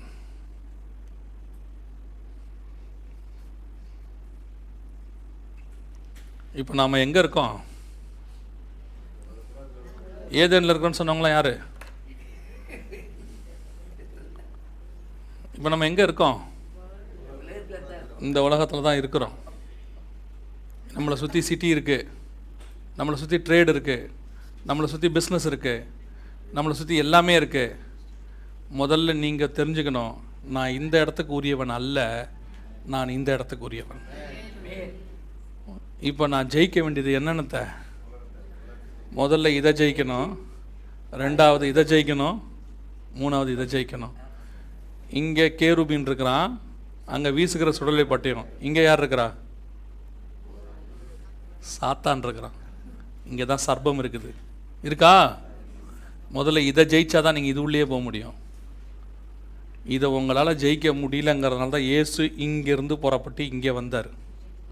இங்கே வந்து இவன் தலையை நசுக்கினார், இவனை ஜெயிக்க வச்சார். இந்த ஜெயித்த இயேசுவை ஏற்றுக்கொண்டவர்கள் தான் நாம் இதற்குள்ளே புறப்பட்டு வருகிறோம். ஆனால் இதுக்குள்ளே வரும்போது இதில் இருக்கிற எதுவுமே இது உள்ளே வரக்கூடாது. இதை வேற, இது வேற. நான் சொல்கிறது புரியுதுங்களா? இது உலகம், இது சமூகம், சர்ச். சர்ச்சுக்குள்ளே சிட்டி வரக்கூடாது. இன்றைக்கி சிட்டி சர்ச்சுனே இருக்குது. இனிமேட்டு தான் ஆரம்பிக்கும் போது இது உள்ள இது எதுவுமே வரக்கூடாது. அதனால தான் எல்லாவற்றையும் விட்டு வான்னு சொன்னார் ஆண்டவர். இந்த எல்லாவற்றையும் விட்டுனா என்ன? இது எல்லாத்தையும் விட்டு வா. ஆபிரகாம் எங்க இருந்தாரு? ஊர் என்கிற கல்தேயருடைய பட்டணம், பாபிலோனுக்குள்ள இருந்தாரு. இந்த பாபிலோன் தான் கிழக்கில் கட்டப்பட்டதான சிட்டி. இந்த சிட்டி இருக்குதே, இது உள்ள எல்லாம் இருக்கும். இந்த சிட்டி உங்களை என்டர்டெயின்மெண்ட்டாக வச்சுக்கும். இந்த சிட்டி உங்களை அழகாக சந்தோஷமாக வச்சுக்கும். உங்களை சிட்டி உங்களை பிஸியாக வச்சுக்கோ. சிட்டி உங்களுக்கு பணம் கொடுக்கும், பிஸ்னஸ் கொடுக்கும், எல்லாம் கொடுக்கும். ஏன்னா சிட்டியோட ஒரே வேலை நீங்கள் இதுக்குள்ளே மட்டும் போயிடக்கூடாது. இங்கே இருக்கிற பிசாசு இது எல்லாத்தையும் உருவாக்கி வச்சிருக்கிறான். இது எல்லாத்தையும் ஜெயிச்சா மட்டும்தான் நீங்கள் இது உள்ளவே வர முடியும். ஜெயிக்க முடிஞ்சிருக்கா? இன்னைக்கு இது முடிஞ்சிருக்குதா? இதை உங்களால் இன்னைக்கு ஜெயிக்க முடிஞ்சிருக்குதா? இன்னைக்கு உங்களுக்குள்ள சிட்டி கான்செப்ட் இருக்குது. அதனால தான் வேதம் சொல்லுது, எபிரேயர் 11, 9, 10, 11 ஆபிரகாம், ஈசாக்கு, யாக்கோபு என்பவர்களோடு கூட கூடாரங்களில் குடியிருந்தான். ஏன்னா அவன் நோமாடிஸ் நல்லா தெரியுது அவனுக்கு, நான் ஒரு அகதி. இப்போ சொல்கிறான், அவன் விட்டு வந்த தேசத்திற்கு போக நினைத்தான், ஆனால் அவனுக்கு சமயம் கிடைத்திருக்குமே. எபிரேயர் 11, 13 16 வரைக்கும். அவன் அதையல்ல, அதிலும் மேன்மையான பரமதேசத்தையே நாடினான். தோட்டத்தையே நாடுறான் அவன். இப்போ புரியுதுங்களா? இந்த கான்செப்டை சொல்லி கொடுத்த பரிசுத்தவான்களை பைத்தியக்காரனோ. இன்னைக்கு சொல்றவன் எல்லாம் பைத்தியக்காரன். என்ன சொல்றோம்? இவ்வளோ உலகம் டெவலப் ஆகிருக்கு, இதில் போயிட்டு நீங்கள் வந்துட்டு இன்னும் உலகத்தை வெறும் சிலுவை தூக்கு, நித்திய ஜீவன், இதை பற்றி பேசிக்கிட்டு இருக்கிறீங்களே. இந்த காலத்துக்கு ஏற்ற மாதிரி மாடர்னாக தானே சபை மாறணும். மாறாது, இது மாறாது. இது உள்ள எது வேணாலும் வரும், இது உள்ள வேற ஒன்றுமே வராது. வர்ஷிப் மட்டுமே வரும். தேவனை ஆராதிக்கிற ஆராதனை மட்டும்தான் அங்கே இருக்கும். கர்த்தரை தொழுது கொள்ளுதல் மட்டுமே சபைக்குள்ள இருக்கும். இந்த சபைக்குள்ள இங்கே இருக்கிற எதுவுமே வரக்கூடாது. சிட்டி கான்செப்ட் வரக்கூடாது, பிஸ்னஸ் வரக்கூடாது சபைக்குள்ள. நீங்க என்ன பண்றீங்க? ரட்சிக்கப்பட்டு வரும்போது எல்லாத்தையும் உள்ள கொண்டாடுறீங்க. இப்ப இது எதையுமே உங்களால் விட முடியல. நீங்க ரட்சிக்கப்பட்டிருக்கீங்களா? முதல்ல are you saved? Where you saved from? எதுல இருந்து ரட்சிக்கப்பட்டீங்க? இப்ப பாவம் மன்னிக்கப்பட்டிருக்கு, இயேசு ரத்தத்தில் கழுவி இருக்கிறார். எது பாவம்? இது உள்ள இல்லாம இருக்கிற அத்தனையும் பாவம். இங்க இருக்கிற எல்லாமே பாவம். உங்களுக்கு இப்ப இது பாவமாவே தெரியல, அதான் பிரச்சனையே. இப்ப இதை நீங்க என்ன பண்றீங்க? இந்த ரத்தத்தை எடுத்து இதில் கழுவி இதை சுத்தமாக்க பார்க்குறீங்க. நீங்கள் அதை தான் ட்ரை பண்ணிட்டு இருக்கிறீங்க. இப்போ நம்ம எல்லாம் இப்போ அதை தான் ட்ரை பண்ணிட்டு இருக்கிறோம். என்ன நினைக்கிறோம்? இந்த வேர்ல்டை சுத்தமாக்க ட்ரை பண்ணுறோம். எங்கேயாவது பைபிள் அப்படி இருக்குதா? வேர்ல்டை சுதந்திரிப்பன்னு, உலகத்தை சுதந்திரிக்க மாட்டோன்னு இருக்கு. உலகம் நமக்குரியது அல்லன்னு இருக்கு. நீங்கள் உலகத்தாரா இல்லாத படியினாலேன்னு இருக்கு. உலகம் உங்களுக்கு பாத்திரம் அல்லன்னு இருக்கு. ஆனால் இன்னைக்கு நாம என்ன பண்றோம்? இங்க இருந்து இதை சுதந்திரிக்க ட்ரை பண்றோம். நாம் உலகத்தை ஜெயிக்கணும், இந்த உலகத்தை நம் கண்ட்ரோலுக்குள்ள கொண்டு வரணும். முடியாதுன்னு சொல்லிட்டார் அவரு. உன் வேலை இதை ஜெயிக்கிறது இல்லை, நம்ம வேலை இதுக்குள்ள வர்றது. ஃபர்ஸ்ட் பர்சன் ஜெயிச்சிருக்கணும். முதல் வெற்றி எது? மொத்தம் 3 வெற்றி இருக்குது. 3ஐயும் ஜெயம் கொள்கிறவனுக்கு தான் நித்திய ஜீவன். முதல்ல எதை ஜெயிச்சிருக்கணும்? இதை ஜெயிச்சிருக்கணும். சிட்டிக்குள்ள என்னென்ன இருக்கும் உங்களுக்கு தெரியும். சிட்டிக்குள்ள என்ன இருக்கும்? பைபிள் கான்செப்ட்ல ஒரு சிட்டி தான் ஆண்டவர் வச்சிருக்கிறாரு. எப்பவுமே நல்லா தெரிஞ்சுக்கோங்க, ஒரு விஷயத்தை நல்லா புரிஞ்சுக்கோங்க. பைபிளில் ஆண்டவர் எதை உருவாக்க போகிறாரோ அதுக்கு ஆல்டர்னேட்டாக ஒன்று பிசாசு உருவாக்குவான். ஏசு கிரைஸ்ட்னா இவன் ஆன்டி கிரைஸ்ட்டு. புரியுதுங்களா? அவர் ஒளினா இவன் ஒரு ஒளி வச்சிருப்பான், ஒளியின் வேஷம் தரித்த தூதன். இது எங்கே இருக்குன்னு கேட்டிங்கன்னா பைபிளில் இருக்கும். பைபிள் கான்செப்ட் தான். எப்படின்னு கேட்டிங்கன்னு சொன்னால், இப்போ தேவன் ஒரு சிட்டியை உருவாக்க போகிறாரு. எந்த சிட்டி? புதிய எருசலேம் என்கிற நகரத்தை கர்த்தர் உண்டாக்க போகிறாரு. புதிய எருசலேம் நகரத்தை அவர் உண்டாக்குறதுனால பிசாசு என்ன பண்ணிட்டான்னா நோத்துங்கிற நகரத்தை உண்டாக்கிட்டான், சிட்டியை. அவர் எந்த நகரத்தை உண்டாக்க போறாரு? New Jerusalem. நியூ ஜெருசலேமை உண்டாக்கணும். இப்போ அந்த நியூ ஜெருசலேமுக்காக இங்கே ஆட்கள் ரெடி பண்ணுறாரு. 10 தலைமுறை. சரிங்களா? இப்போ நீங்கள் காயின் வம்சத்தை வாசித்துக்கிட்டே வாங்க. காயின், அப்புறம் காயினுக்கு ஒரு குமாரன் பிறந்தான், அவனுக்கு ஏனோஸ். கரெக்ட் தானே? அடுத்து ஈராக், ஈரானா, ஈராஸ். அடுத்து கொஞ்சம் தெளிவா சொல்லுங்க. மெகியவேல், மெகியவேல், மெத்துசலா, மெத்து சலா, சவேல், அப்புறம் லாமேக், அப்புறம் யாபால். 2 பசங்க பிறக்கிறாங்க இல்லையா? இப்போ நீங்க இங்க வாசிங்க, சேத்துக்கு வாசிங்க. சேத்தோடைய பையன் பேர் என்னது? ஏனோஸ். இங்க ஒரு ஏனோஸ் இருக்குதா? இங்க ஒரு ஏனோஸ் இருக்குதா? அடுத்து ஏனோஸ் யாரை பெக்கிறாரு? கேனான். அப்புறம் கேனான் மகளையேல். இங்க மெகுயவேல் இருக்குதா? இங்க மகளையேல் இருக்கு. இங்க ஏனோஸ் இருக்கா? இங்க ஒரு ஏனோஸ் இருக்கு. அடுத்து யாரேத். அடுத்து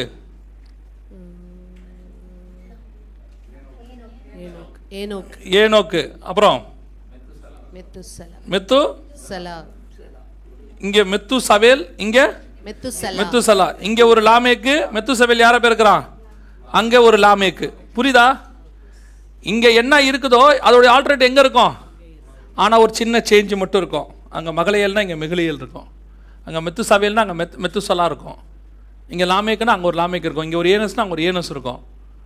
இங்க இருக்கிற எல்லாமே இங்க ஒரு ஆல்டர்னேட் இருக்கும். ஆனா சின்ன சேஞ்சஸ் இருக்கும். நாம எப்பவுமே இதை பார்க்காம இதை தான் பார்ப்போம்.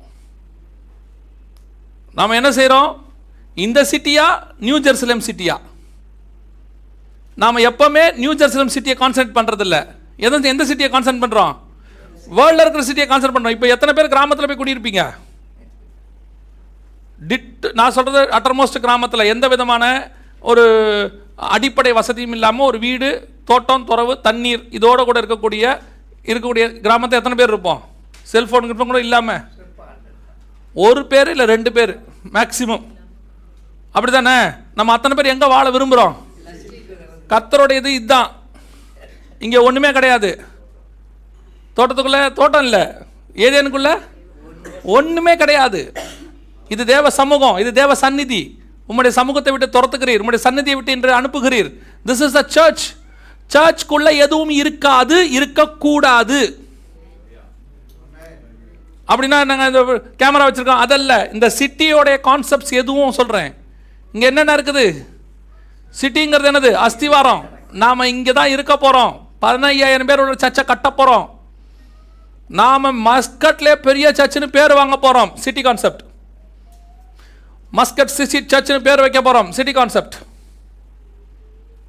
அதுக்கு அடுத்து இங்கே பிஸ்னஸ் உள்ளுக்குள்ள வந்துடும். டைரி ஃபார்ம், சபைக்குள்ள பிஸ்னஸ் நடக்குது. இயேசு சொன்னாரு, என் சபையை யார் கட்டுவார்? என் சபையை யார் கட்டுவா? அவர் சபையை யார் கட்டுவா? அட வசனத்தை சொல்லுங்க, பரவாயில்ல, நீங்கள் என்னன்னு எனக்கு சொல்ல வேணாம். என் சபையை நான் கட்டுவேன். ஆமாம் தானே? இப்போ நீங்கள் என்ன பண்ணுறீங்கன்னா, சிட்டியில் இருக்கிற பிஸ்னஸை கொண்டு வந்து சபை கட்டிக்கிட்டு இருக்கிறீங்க. சபைக்குள்ள என்ன நடக்குது? சபை கட்டுறதுக்கு உண்டியல் போடுறோம், புக்கு போடுறோம், பிரியாணி விற்கிறோம், வடை விற்கிறோம். யார் உங்களை இந்த பிஸ்னஸ் இங்கே பண்ண சொன்னது? இப்போ இல்லை, நல்ல எண்ணம் தாங்க. என்ன எண்ணம்? சர்ச் கட்டணும். உங்களை யார் கட்ட சொன்னது? அப்படி யார் உங்களை சர்ச் கட்ட சொன்னது? நீங்கள் பார்த்துருக்கீங்களா? இங்கே கோயில் கட்டுறவன் அத்தனை பேரும் இங்கே இருக்கிறவங்கள்ட்ட வாங்கி தான் கட்டுவான். இது ஒன்று மட்டும்தான் அவராக கட்டுறது. சபை என்பது தேவனை மட்டும் டிபெண்ட் பண்ணி நடக்கிற இடம். இது உள்ள சிட்டி வரக்கூடாது. சிட்டி கான்செப்ட்ஸ் எதுவுமே வரக்கூடாது. முதல்ல இது உங்களை விட்டு போயிருக்கான்னு பாருங்க. சபைக்குள்ள வரும்போது எனக்குள்ள உலகம் இல்லையான்னு பாருங்க. இன்னைக்கு உலகத்தை முதல்ல ஜெயிச்சிருக்கிறீங்களான்னு பாருங்க. இன்னும் உலகத்தை ஜெயிக்க முடியல. பணத்தாசையை ஜெயிக்க முடியல, பொருளாசையை ஜெயிக்க முடியல, கண்களின் இச்சையை ஜெயிக்க முடியல, ஜீவனத்தின் பெருமையை ஜெயிக்க முடியல, மாம்சத்தின் இச்சையை ஜெயிக்க முடியல. இது எதையுமே ஜெயிக்காம நீங்க சொல்லிக்கிட்டு இருக்கிறீங்க ரெடி ஃபார் ஹெவன். இப்ப வந்தா ஃபர்ஸ்ட் போயிருவேன் நான் தான். எப்படி எப்படி போவீங்க? ஃபர்ஸ்ட் பாயிண்ட் நான் பேசிக்கிட்டு இருக்கிறோம். இப்போ ஆசாரிப்பு கூடாரத்தில் 3 இருக்கு, உங்களுக்கு தெரிஞ்சிருக்கும். 3 பார்ட் ஆசாரிப்பு கூடாரம். 1 பலிபீடம், 2 பரிசுத்த ஸ்தலம், பிரகாரம்னு சொல்லுவோம், 3வது மகா பரிசுத்த ஸ்தலம்.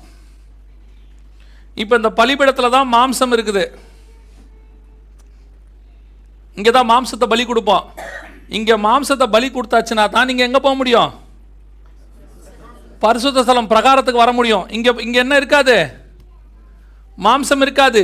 இங்கே சமூகத்து அப்பம் இருக்கும், மேஜை இருக்கும். அது மேலே எத்தனை அப்பம் இருக்கும்? 12 அப்பம் இருக்கும். இந்த 12 அப்பம் தான் 12 அப்போஸ்தலர் உபதேசம். நீங்கள் இதை சாப்பிடணும்னா முதல்ல இதை ஜெயிச்சா தான் இங்கே வர முடியும். இங்கே சுட்டெரிக்கணும் மாம்சத்தை. இந்த மாம்சத்தை சுட்டெரிச்சு முடிச்சுட்டு இங்கே வந்தால் தான் இது உள்ள மாம்சம் வராது. மாம்சத்துக்கு இங்கே நாட் அலவுட். நான் சொல்கிறது புரியுதுங்களா? பலிபீடத்தில் ஒரு சாப்பாடு இருக்குது. இது என்னது? மாடு ஆடு எல்லாம் பலி கொடுக்கலாம், அத்தனைங்க இருக்கும். ஆனால் இது யார் வேணாலும் சாப்பிடுவான். இது உலகம், யார் வேணாலும் சாப்பிடலாம். ஆனால் இங்கே இருக்குதே, இதை எல்லாரும் சாப்பிட முடியாது. ஆசாரியனும் இதை ஜெயிச்சு உள்ள வரவனும் முன்குறிக்கப்பட்டவனும் அழைக்கப்பட்டவனும் மட்டும்தான் அதை சாப்பிட முடியும். உங்களை என்னை கர்த்தர் எதுக்கு கூப்பிட்டுருக்கிறாரு? ஐயோ, மகா பரிசுத்த ஸ்தலத்துக்கு கூப்பிட்டுருக்கிறாரு. ஏன்னா ஜீவ விருட்சம் எங்க இருக்குது? இதுதான் பலிபீடம், இது பரிசுத்த ஸ்தலம், இது மகா பரிசுத்த ஸ்தலம். மகா பரிசுத்த நடுவில் தான் கிருபாசனம் இருக்குது, அங்கதான் சென்டர் பாயிண்ட் இருக்குது, அங்கதான் நித்திய ஜீவன் இருக்குது. இன்னும் பலிபீடத்துக்கிட்டே தடுமாறிக்கிட்டு இருக்கிறோமே, இன்னும் மாம்சத்தை சுட்டெரிக்கலையே, இன்னும் மாம்சம் சாகலையே. This is not an a message, this is a caution. நீங்க இந்த மெசேஜை எடுத்துட்டு போனீங்கன்னா உங்களை மாதிரி பரிதபிக்கப்பட்டவர்கள் உலகத்தில் ஒருவரும் இல்லை. This is not an a message, this is a caution. நீ இதை தாண்டி 3வது இடத்துக்கு வந்தே ஆகணும்.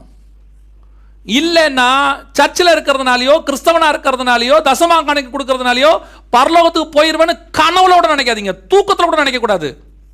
உன்னை ஏமாத்திட்டு இருக்கிறான் இன்னைக்கு நிறைய ஊழியக்காரன். என்ன சொல்லிட்டு இருக்கிறான்? எப்படி இருந்தாலும் பரலோகத்துக்கு போயிடலாம், என்ன பண்ணாலும் போயிடலாம், கவலைப்படாத, பாவம் செஞ்சாலும் போயிடலாம். இது சர்பத்தின் உபதேசம், இது மாம்சத்தின் பலிபீடத்தின் உபதேசம். போக முடியாது. இந்த பரிசுத்த ஸ்தலத்துக்குள்ள இதை பற்றி நம்ம இனிமேல் தான் பார்க்கவே போகிறோம். இன்னும் நம்ம சமூகத்துக்கே வரல. இன்னும் எதை பார்த்துக்கிட்டு இருக்கிறோம்? உலகத்தை பார்த்துக்கிட்டு இருக்கிறோம். இதை ஜெயிச்சாம தான் நம்ம அங்கே வர முடியும். உலகத்தை ஜெயிச்சா தானே நம்ம எங்கே வர முடியும்? ஏதேனுக்கே வர முடியும். பலிபீடத்தை தாண்டினா தானே நான் இந்த மொத்த மாம்சமும் சுட்டெரிக்க முடிச்சா தானேங்க நான் அப்பத்துக்கே வர முடியும். இன்னும் எனக்கு இங்கே இன்னும் வேகவே இல்லையே, இன்னும் எனக்கு வேகாமல்ல இருக்கு.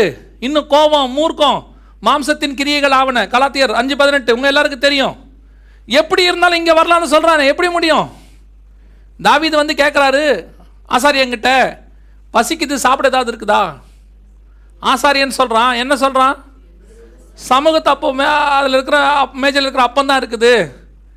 சரி, அதை நான் சாப்பிட்ணும், என்ன பண்ணலாம்? 2 கிரைட்டீரியா சொல்கிறான். 1, ஸ்திரீகளோடு கூட சேராமல்.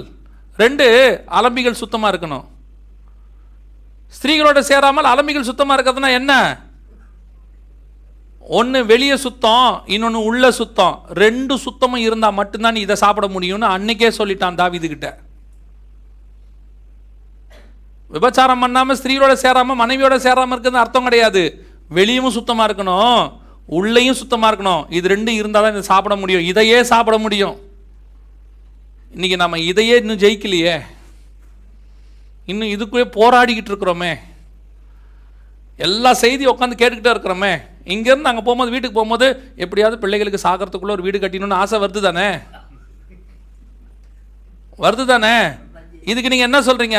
ஒரு 10 நிமிஷம் அமைதியாக இருங்க, நான் பேசி முடிச்சிடுறேன், குறுக்கில் பேசக்கூடாது. நல்லா கவனிங்க. நம்ம என்ன சொல்கிறோம்? இதுக்கு தான் நான் சொன்னது.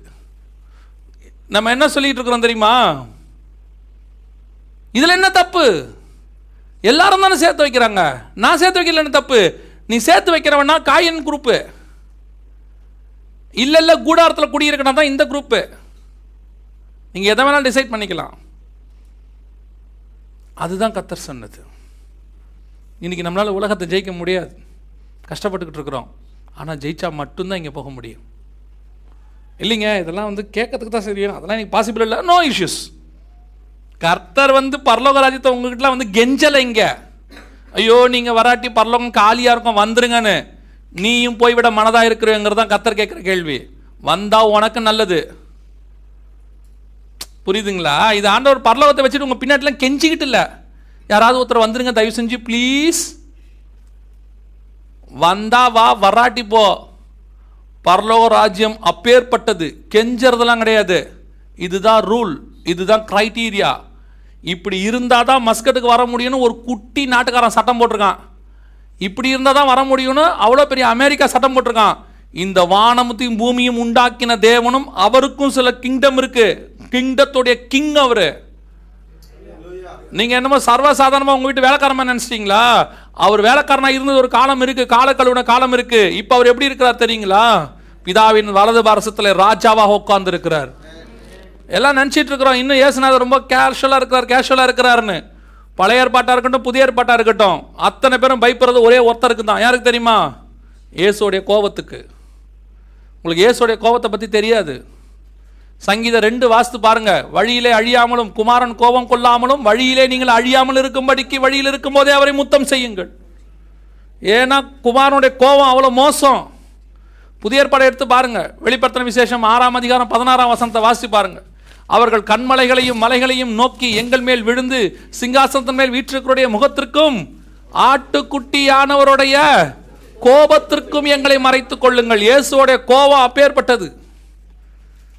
நீங்க கிரேஸை கிராண்டடா எடுத்துக்கிட்டு இருக்கிறீங்க. ஏன் அவர் கிருபியா இருக்கிறார் தெரியுமா? அவர் கோபமா இருந்தாலும் நம்ம செத்து போவோம். நம்ம உயிரோடு இருக்கிறதுக்கு அவர் கிருபியா இருக்கிறாரு. நாம நினைச்சிட்டு அவர் கிருபியா இருக்கிறார், என்ன வேணாலும் பண்ணலான்னு. இது எதுவும் சபைக்குள்ள வரக்கூடாது. அந்நிய அக்கினி பலிபீடத்துக்கே வரக்கூடாதுன்ட்டார் ஆண்டவர். அந்நிய அக்கினி பலிபீடத்துக்கு வந்தாலும் அடிப்பேன்னாரு. இன்னைக்கு நீங்கள் இந்த உலகத்தை மொத்தத்தையும் இங்கே கொண்டாந்துட்டு இருக்கிறீங்க. சபைக்குள்ள சிட்டி கான்செப்ட் வந்துருச்சு, பிஸ்னஸ் வந்துருச்சு, மீடியா என்டர்டைன்மெண்ட் வந்துருச்சு. கூத்தாடுறான், டான்ஸ் ஆடுறான், எல்லாம் செய்கிறான். கேட்டால் என்ன தப்பு? அப்படி தானே கேட்குறான். என்ன தப்பு ஆடினா என்ன? சமூகம் கெட்டு போச்சு, தேவ சமூகம். அப்போ சர்ச்சுக்குள்ளே எல்லாம் நடக்குமா? சர்ச்சுக்குள்ளே என்ன இருக்கும்? இங்கே காயின் இருப்பான். சர்ச்சுக்குள்ளே யார் இருப்பா? காயின் இருப்பான், கோபமுள்ளவன் இருப்பான், மூர்க்கமுள்ளவன் இருப்பான், கொலகாரம் இருப்பான். எதுக்காக இருக்கிறான்? இவனை திருத்தி இங்கே கொண்டு போகிறதுக்கு தான் கர்த்தர் இங்கே வச்சிருக்கிறார் நம்மளை இதை விட்டுட்டு வர சொன்னது எதுக்கு தெரியுமா?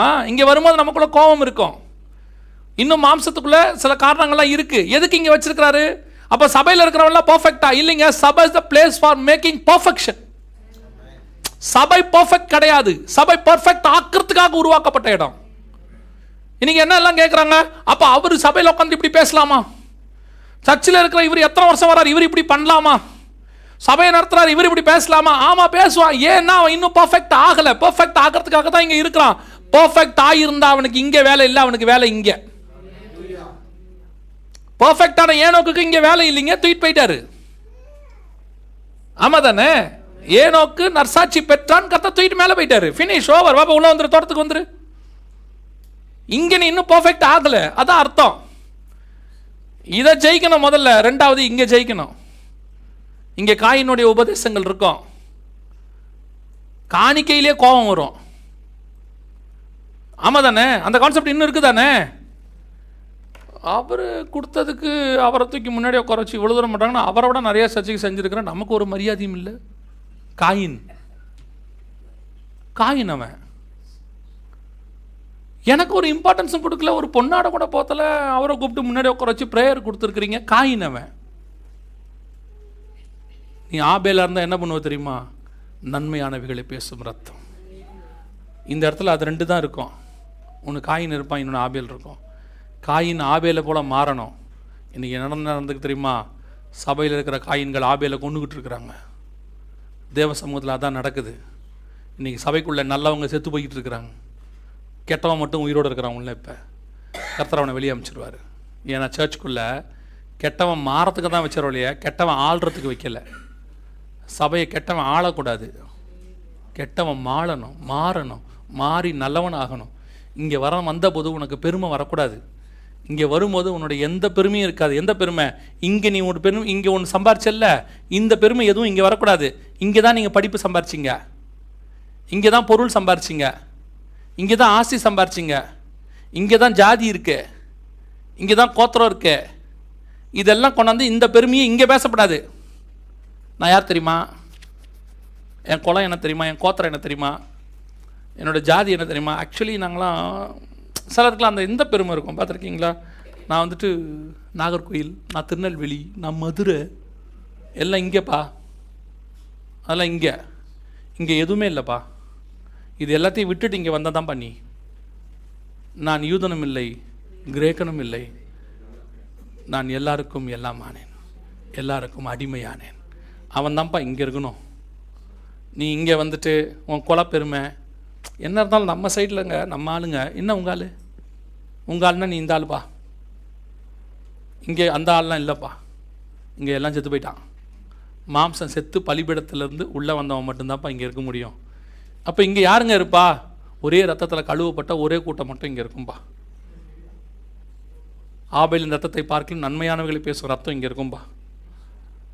உன் சுபாவம் மாறணும், உன் மாம்சம் சாகணும். உன் மாம்சம் சாகலைன்னா நீ இங்கே இருக்கிற ஆனால் காயின்னு அர்த்தம். நீங்கள் எக்ஸ்கியூஸ் சொல்லிக்கிறீங்க, அதுக்கு நீங்கள் வச்சுக்கிறீங்க எக்ஸ்கியூஸ். காயினுமே ஒரு எக்ஸ்கியூஸ் வச்சுருந்தான் இல்லை, நீர் காணிக்கையை அங்கீகரிக்கல, அவனுக்கு நான் ஒரு சுதந்திரவாளியோ என்ன கேள்வி கேட்குறீரு? அவங்ககிட்டயும் ஒரு எக்ஸ்கியூஸ் இருந்துச்சுல்ல. இன்றைக்கி கோவப்படுறவனுக்கு, இன்றைக்கி மாம்சத்தில் கிரியை செய்கிறவனுக்கு அத்தனை பேருக்கும் ஒரு எக்ஸ்கியூஸ் இருக்குது. Everybody have the excuse.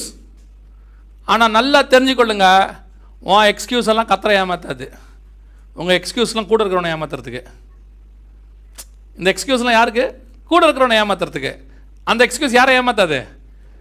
அவர் துரத்தி விட்டு நான் அகதியாக்கிடுவார், வெளியே போன்றுவார். அவர் கிருபை உள்ள தேவன் தான், ஆனால் சரிப்படுத்த வேண்டியவனை சரிப்படுத்தி தான் இருப்பார். அவர் சரிப்படுத்துறதுக்காக உன்னை உயிரோட வைக்கிறாரே, அதுக்கு பேர் தான் கிருபை. அவர் நியாயமாக நீ செஞ்சதுக்கு அழிச்சிருக்கணும், இந்நேரம் உன்னை இங்கே கொண்டே போட்டிருக்கலாம். எவரும் அவரை கொஸ்டின் பண்ண முடியாது, நோபடி கொஸ்டின் ஹிம். ஆனால் உன்னை இங்கே துரத்தி விட்டு பாருங்க, போய் ரெடியாகி வாய்ப்பான்னு, அதுக்கு பேர் தான் கிருபை. ஓகே ரைட், சரி போ, ரெடி ஆகிறதுக்கு ஒரு சான்ஸ் கொடுக்குறேன், போய் ரெடி ஆகி வா. நம்ம என்ன நினைக்கிறோம்? இன்னைக்கு என்னை துரத்தி விட்டீர், எனக்கிட்ட இந்த சாபம், இது சாபம் இல்லைடா, அவனை ரெடி ஆகிறதுக்காக நான் கொடுத்துருக்கிற டைம். ஆதாம கர்த்தர் சொல்கிறாருல்ல, தோட்டத்தை விட்டு விரட்டினார்ல, பழம் சாப்பிடக்கூடாதுன்னு. எதனால் பழம் சாப்பிடக்கூடாது சொன்னார்? ஏன் பழம் சாப்பிட வேணாம் ஆதாம? அவன் பழத்தை சாப்பிட்டானா என்றென்றைக்கும் எப்படி இருப்பான்? உயிரோடு இருப்பான். மூணு பேர் தான் என்னன்னைக்கும் உயிரோடு இருப்பாங்க. ஒன்று, பாவமே இல்லாமல் உயிரோடு ஒருத்தர் இருந்தால் அவருக்கு பேர் என்னது? அவர் தான் தேவன். பாவத்தோட ஒருத்தன் என்னன்னைக்கும் உயிரோடு இருந்தால் அவன் பேர் என்னது? சாத்தான். இப்போ மரணத்தோட பாவத்தோட இருக்கிறோம், அதனால தான் நம்ம மனுஷன். இப்போ நாமளும் பாவத்தோட என்னைக்கும் மரணமே இல்லாமல் இருந்தால் இப்போ நம்ம என்னவாயிருவோம்? சாத்தான் ஆயிடுவோம். நாம சாத்தான் ஆக கூடாது என்பதுக்காக தான் ஜீவவிருட்சத்தை அப்போ சாப்பிட வேணான்னு சொன்னார் அவர். எவ்வளோ பெரிய அன்புள்ள தேவன்! நீ இந்த பழத்தை அப்போ சாப்பிட்டீன்னா ஆதாம், இப்போ நீ எப்படி ஆயிடுவ? என்னன்றைக்கும் உயிரோடு கொடுந்து. இப்போ நம்ம ரட்சிக்கப்படணும். எதுக்குள்ளே ரட்சிக்கப்படணும்? ஒரு மனுஷன் எதுக்குள்ளே ரட்சிக்கப்படணும்? சாகத்துக்குள்ளே ரட்சிக்கப்படணும். ஞானசானம் எடுக்கணும். எதுக்குள்ளே எடுக்கணும்? அப்போ சாவுன்றது கர்த்தர் நமக்கு நியமிச்சு வச்சது சாபம் இல்லை, அது நமக்கு ஒரு டார்கெட். இதுக்குள்ள ரட்சிக்கப்படணும். அந்த டார்கெட்டை நமக்கு கொடுக்கறதுக்கு தான் ஜீவவிருட்சத்தை சாப்பிட வேணான்னு சொன்னார். எவ்வளோ அன்புள்ள தேவன்! எவ்வளோ அன்புள்ள தேவன்! நம்ம எப்பவுமே ஒரு ஆப்போசிட்டாகவே யோசிக்கிறோம். இன்று என்னை துரத்தி விடுகிறீர், உன்னை ஏன் கர்த்தர் கஷ்டத்துக்குள்ள நடத்துறா தெரியுமா? நீ உனக்குள்ள இருக்கிற அந்த மாம்சத்தை ஒழிக்கணுமே, உன்னை மாற்றணுமே. ஏதோ ஒரு இடத்துல நீ என்னை பார்த்து சொல்லணுமே, ஆண்டவரே என்னை மன்னிச்சிருங்கன்னு சொல்லணுமே. அப்பத்தானே நான் உன்னை இங்கே மாற்றி உள்ளே கூட்டிகிட்டு போக முடியும். யோசித்து பாருங்க, நோவா காலம் வரைக்கும் ஒருத்தன் கூட தேவன்கிட்ட மன்னிப்பு கேட்க மாட்டான். ஆதாம் கேட்க மாட்டார், ஏவாள் கேட்க மாட்டாங்க, காயின் கேட்க மாட்டான். Nobody will ask repentance. ஒருத்தர் கூட கேட்க மாட்டான். கர்த்தர் எக்ஸ்பெக்ட் பண்ணது ஒன்னே ஒன்று தான், எப்பா பழத்தை சாப்பிட்டியா? கர்த்தர் எதிர்பார்த்த வேர்டு என்ன தெரியுமா? ஆமாம் ஆண்டவரே சாப்பிட்டேன். இவன் என்ன சொன்னான் தெரியுமா? சாப்பிட்டியா? ஓ, நீர் ஒரு பொம்பளை கொடுத்துடலையா? பழியத்துக்கு யார் மேலே போட்டான்? அவர் மேலே போட்டான். இப்போ இந்த அம்மாவை கேட்குறாரு, சரி இதாவது ரெடியாகுதா பார்ப்போம். ஏம்மா நீ சாப்பிட்டியா? இந்த பாம்பு சர்ப்பம் வஞ்சித்தது, நான் சாப்பிடல. கடைசி வரைக்கும் ஒருத்தர் கூட மன்னிப்பு கேட்கவே இல்லை. காயின்ட்டு கேட்குறாரு, உன் சகோதரனுடைய ரத்தம் என்னை நோக்கி கூப்பிட்டதே. அவன் என்ன பண்ணணும்? அடுத்து கொன்று போட்டான். ஆண்டவரே கொஞ்சம் டென்ஷனில் செஞ்சிட்டேன், என்னை மன்னிச்சிருங்கப்பா. இதான் அவங்ககிட்ட. அன்றைக்கே காயின் வேறு மாதிரி மாறி இருப்பான். அவங்ககிட்ட எதிர்பார்த்தது அது ஒன்று தான். அவன் சொல்கிறான், நான் காவலாளியோ. 12 பேரை உட்கார வச்சு சொல்கிறாரு, உங்களில் ஒருவன் என்னை காட்டி கொடுப்பான். எதுக்காக இந்த வார்த்தையை சொல்கிறாரு? ஒரே வார்த்தை. தனியாக கூட்டு போய் பேதுரு தனியாக கூட்டு போய் பேசின மாதிரி, ஆண்டவரே நான் தான் அந்த ஆள், என்னை மன்னிச்சிருங்க, 30 வெள்ளிக்காசு இங்கே இருக்குது, நான் இப்போ என்ன பண்ணணும்? நான் திருப்பி கொடுத்துட்றேன், என்னை மன்னிச்சிருங்கண்ணா. யூதாஸ் கதை அன்றைக்கி மாறி இருக்கும். காட் எக்ஸ்பெக்ட் என்ன பண்ணுறாரு உங்கள்கிட்ட? ஒரு மனம் திரும்புதல். அவர் என்ன சர்வ வல்லமையுள்ள ஆண்டவர் உங்கள்கிட்ட வந்துட்டு உடம்புல வேலை குத்திக்க அதை குத்திக்கன்னு சொல்கிறாரு? ஒன்றும் கிடையாது. முழங்கால் படிக்கட்டும், நீ முழு இருதயத்தோடும் முழு ஆத்மாவோடும் தேவனாய் கர்த்தர் இடத்துல போய், ஆண்டவரே நான் செஞ்சது தப்புப்பான்னு கேட்க சொல்கிறார். நீ உள்ள உட்காந்து இப்போ ஏமாத்திட்டுல இருக்கிற, உணர்த்தினால நீ உணர மாட்டியே. இங்க உட்காந்துட்டு ஆண்டவரை ஏமாத்திட்டுல இருக்கிற நீ. மொத்த கபடமும் மொத்த வஞ்சகமும் மொத்த பாவமும் உள்ள வச்சுக்கிட்டு, ஆனா பரிசுத்தவன் மாதிரி நீ காட்டிட்டுல ஏமாத்துற. அதை தேவன் உணர்த்தினாலும் ஒத்துக்க மாட்டேங்கிறியே. முந்தி சொன்னா தாவீது கிட்ட வந்து சொன்னா, ஒருத்த ஆட்டுக்குட்டியை திருடிட்டா அவனை என்ன செய்யலாம், நானே அந்த மனுஷன். அவன் இப்ப நம்ம என்ன பண்றோம், அவனே அந்த மனுஷன். ஆவியானவர் பேசினா என்ன சொல்றோம், இன்னைக்கு அவனை போட்டார் ஒரு போர்டு, எனக்கு தெரியும் இது அவனுக்கு தான், இன்னைக்கு இவருக்கு தான் கர்த்தர் பேசினாரு. உனக்கு எப்படா பேசுவாரு? இன்னைக்கு நம்ம எல்லாருமே யார் மேல தூக்கி பழைய போட்டுக்கிட்டு இருக்கோம், அடுத்தவன் பாவி அவன். இதுவே நீ காயினுங்கிறதுக்கான முதல் காரணம். நீ இன்னும் ஆதாமாவே இருக்க. இந்த கான்செப்ட் மொத்தத்தையும் ஒழிச்சு உன் மாம்சம் சாகாவிட்டால் நீ இது உள்ள வரவே முடியாது. இதுக்கு தான் கர்த்தர் கொடுத்தாரு நியாயப்பிரமாணம்.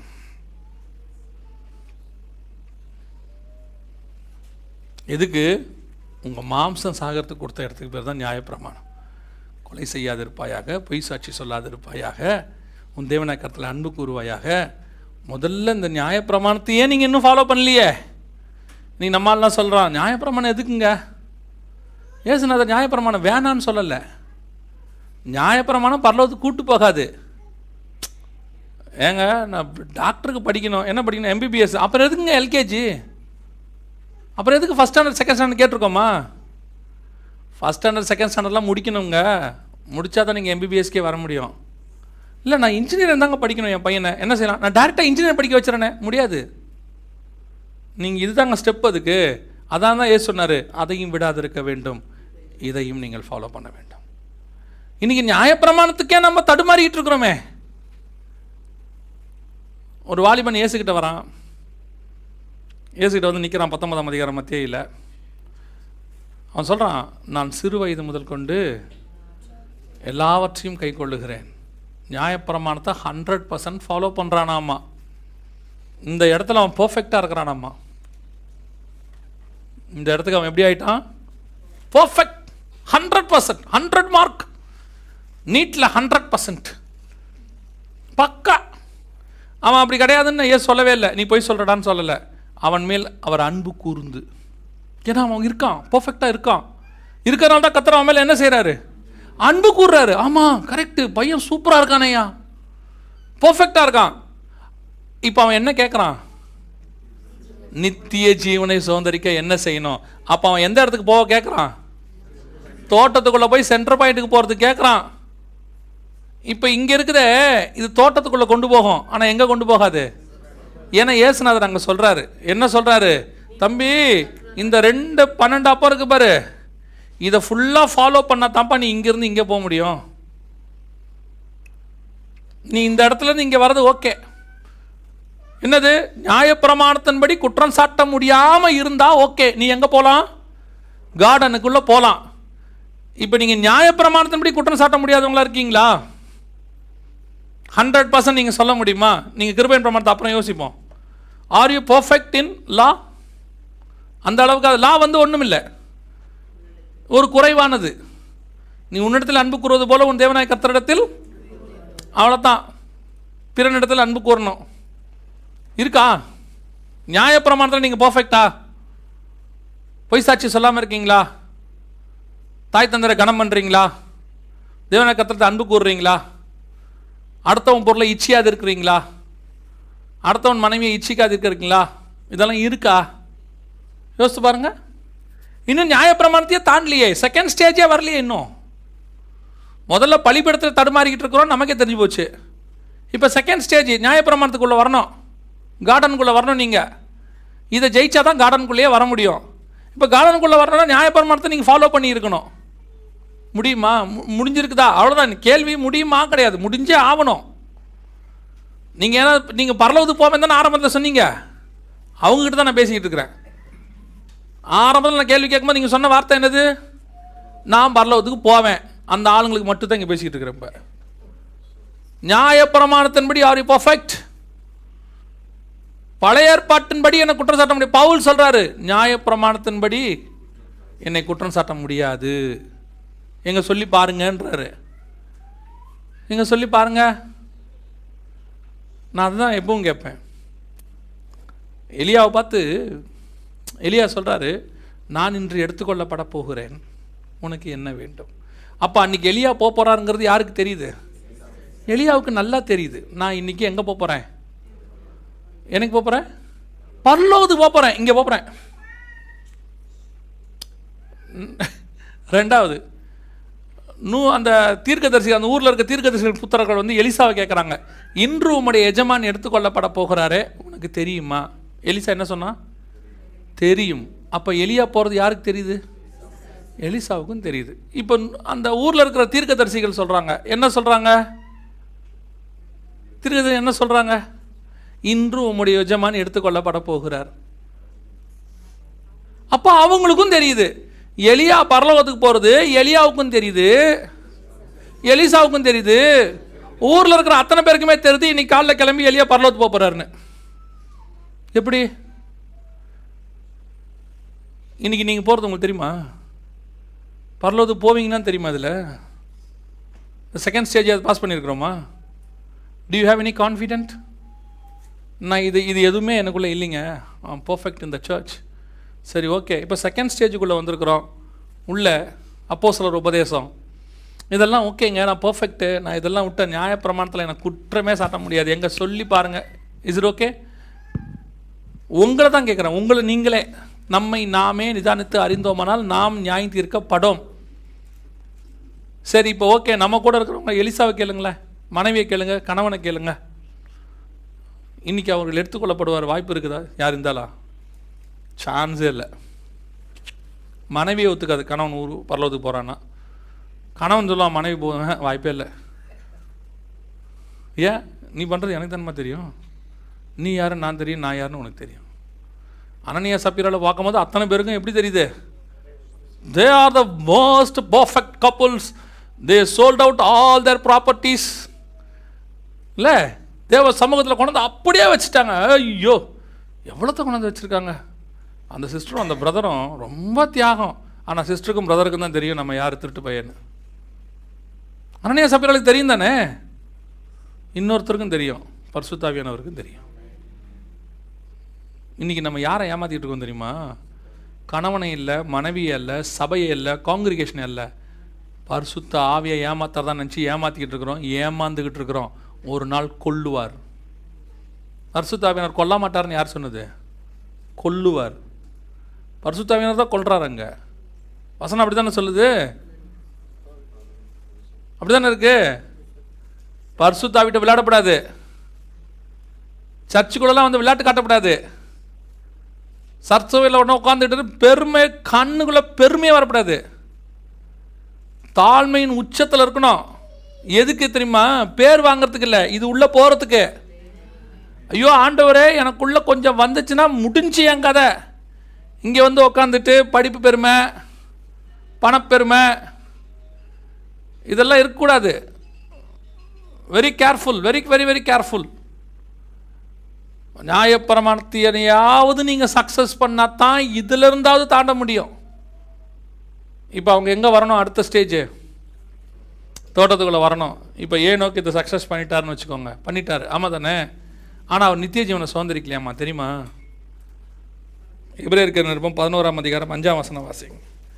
எபிரேயர் 11:5 வாசிங்க. விசுவாசத்தினாலே ஏனோக்கு மரணத்தை காணாதபடிக்கு எடுத்துக்கொள்ளப்பட்டான். தேவன் அவனை எடுத்துக்கொண்டபடியினாலே அவன் காணப்படாமற் போனான். அவன் தேவனுக்கு பிரியமானவன் என்று அவன் எடுத்துக்கொள்ளப்படுவதற்கு முன்னமே சாட்சி பெற்றான். வாங்கிட்டானா? சாட்சி வாங்கிட்டானா? பெர்ஃபெக்ட்டா? 39ஆம் வசனம். இவர்கள் எல்லாரும் விசுவாசத்தினாலே நற்சாட்சி பெற்றும் வாக்குத்தத்தம் பண்ணப்பட்டதை அடையாமற் போனார்கள். யாரு? இவர்கள் எல்லாரும். ஏனோக்கையும் சேர்த்து. இந்த இடத்த அவனுக்கு கிடைக்கல, நித்திய ஜீவனை கிடைக்கல. பாருங்களேன், யாரு? மரணத்தை காணாதபடி எடுத்துக்கொள்ளப்பட்ட ஏனோக்குக்கு என்ன கிடைக்கலையாமா? நித்திய ஜீவன் கிடைக்கலையாமா? அப்போ யார் தாங்க இதை பெற முடியும்?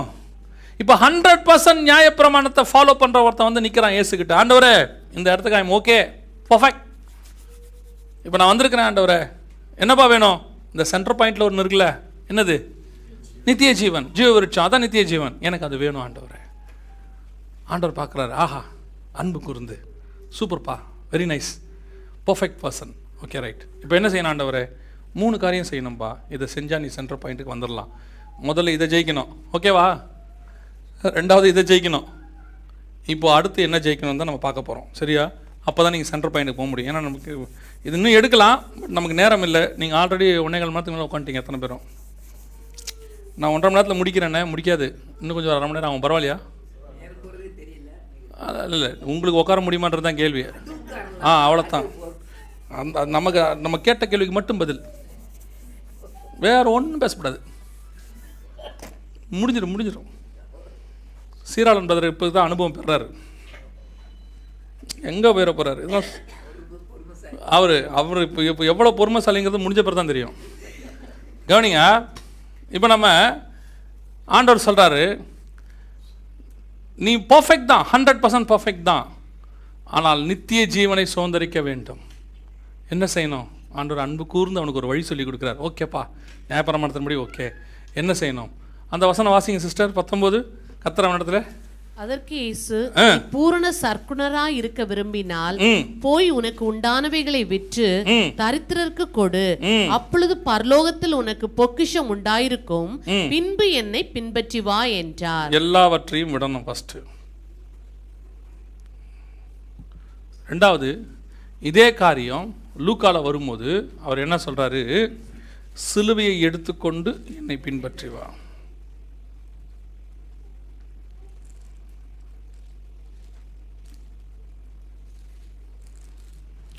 ஃபஸ்ட்டு எல்லாவற்றையும் விடணும், 2வது சிலுவையை சுமக்கணும், 3வது பின்பற்றணும்.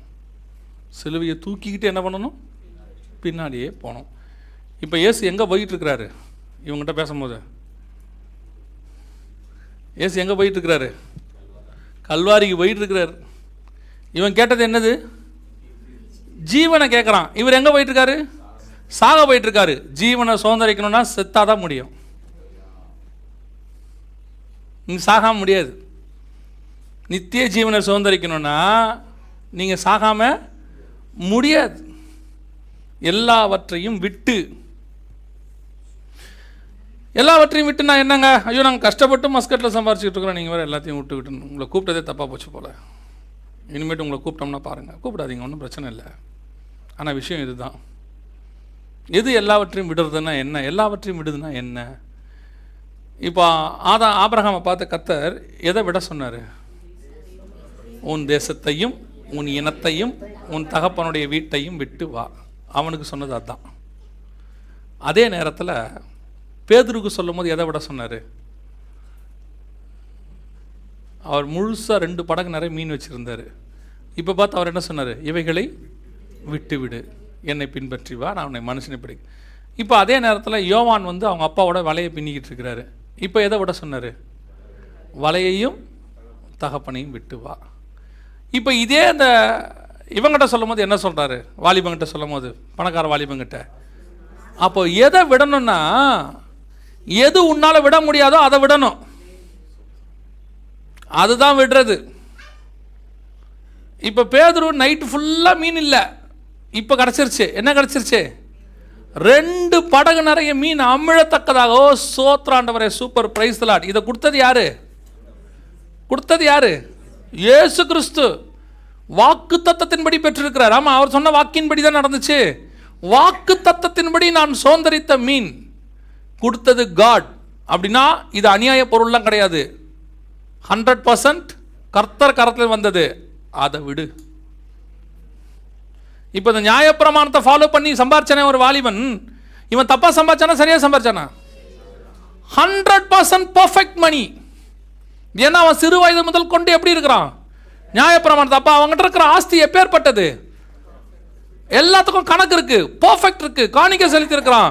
அதுல ஒண்ணு கூட தப்பான பணம் கிடையாது.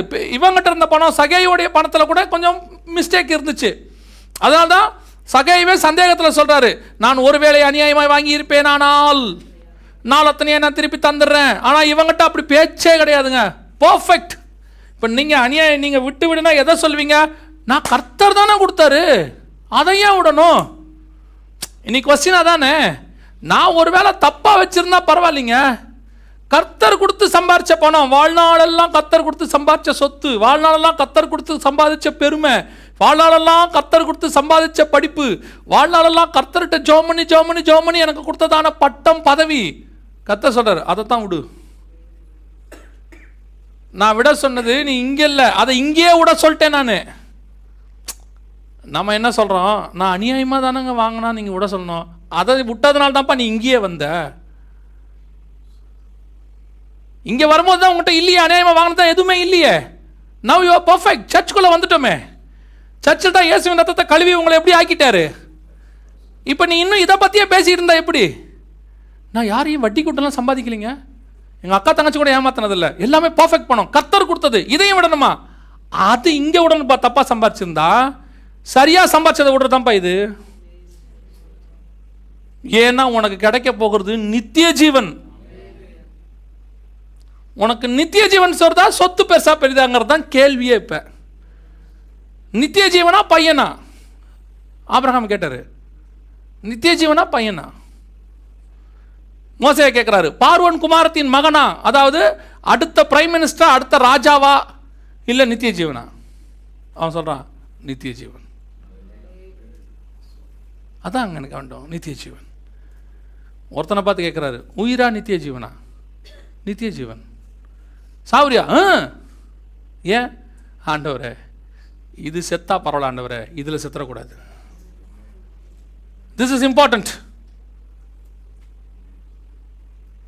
அதுக்கு தான் இயேசு சொன்னார், எல்லாவற்றையும் விடு. எதை வேணா உடனே ஆண்டவரே, அநியாயமாக வாங்கியிருப்பேன் நான், அது இங்கே. நான் ஏமாத்தி அது இங்கேப்பா. இப்போ விடணும். எதை விடணும்? நான் உனக்கு எல்லாத்தையும் கொடுத்தேன்ல, அதையுமே விடு. அப்படி எங்கே பைபிளில் இருக்கா? ஈசாக்கு யார் கொடுத்தது அவருக்கு? கர்த்தர் எப்படி சோதித்தார்? அதற்கு பிறகு கர்த்தர் அவனை சோதித்தார்னு இருக்கு. என்ன சொல்கிறாரு? பையனை விட்டுருப்பா. ஏன்? நான் சொன்னேன்னு ஆரம்பத்தில் அப்பா அம்மா விட்டுட்டு வந்துல பாபிலோனில். ஆமாம், பாபிலோனில் விட்டுட்டேன். இப்போ கானான் வாக்குத்தத்தம் பண்ணப்பட்ட தேசம் தானே இருக்கிற.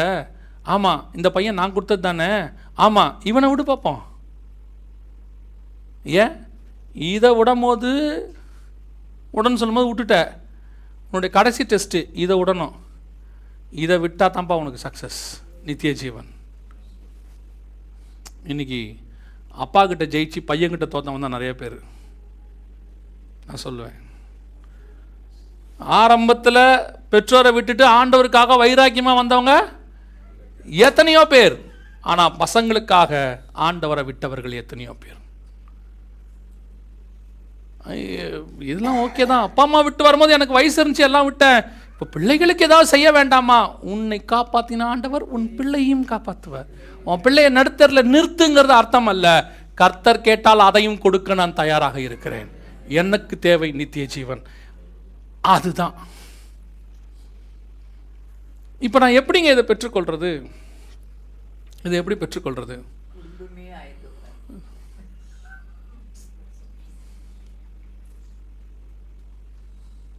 இதை நான் எப்படி பெற்றுக்கொள்றது?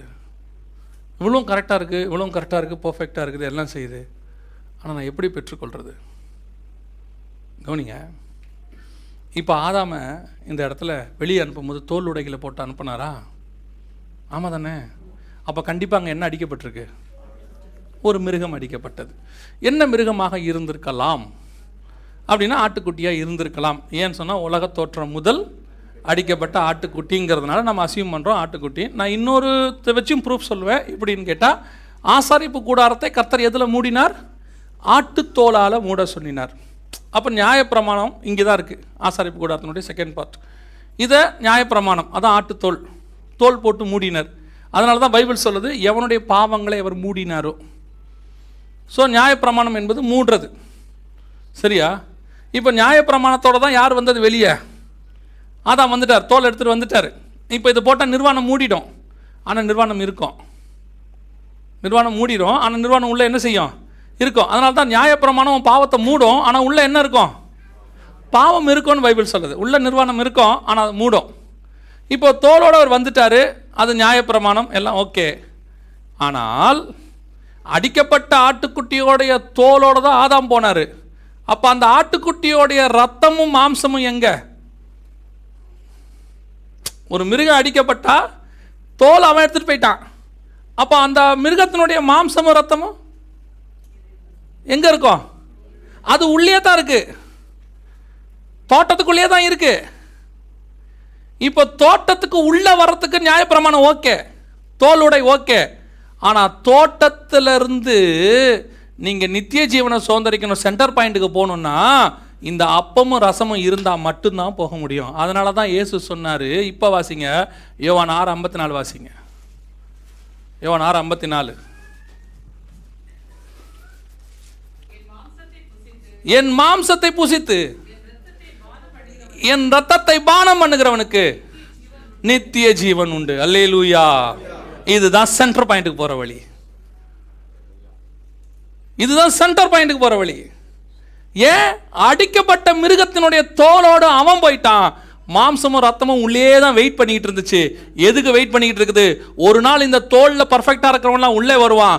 அவன் வரும்போது அவனுக்கு இந்த அப்பமும் ரசமும் இருக்கும். இதை பெற்றுக்கொள்கிறவனை நான் நித்திய ஜீவனுக்கு நேராக கொண்டு போவேன், சென்டர் பாயிண்ட்டுக்கு கொண்டு போவேன்னு சொன்னார்.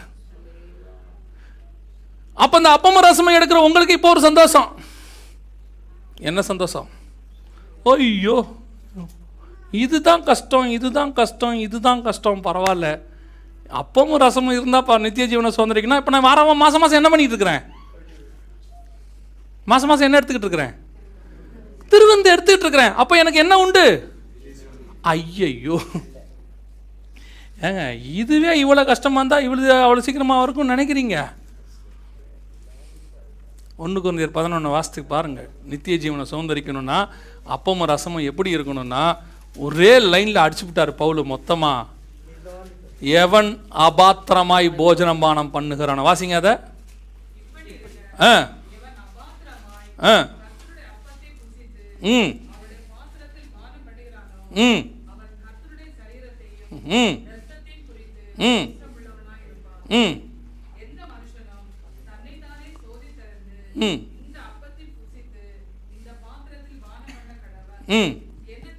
ம் ம்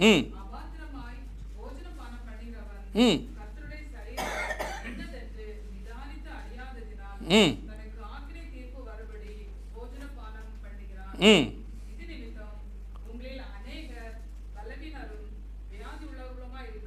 ம். இந்த வசனம் அர்த்தம் ஏதாவது தெரியுமா? இந்த வசனத்துக்கு அர்த்தம் தெரியுமா? அபாத்திரமாய் போஜனமானம் பண்ணுறதுனா என்ன தெரியுமா? இதோடையும் வந்து இதில் கையை வச்சிங்கன்னா கொல்லும். அபாத்திரமான போஜனமானம் பண்ணுறதுனா என்ன?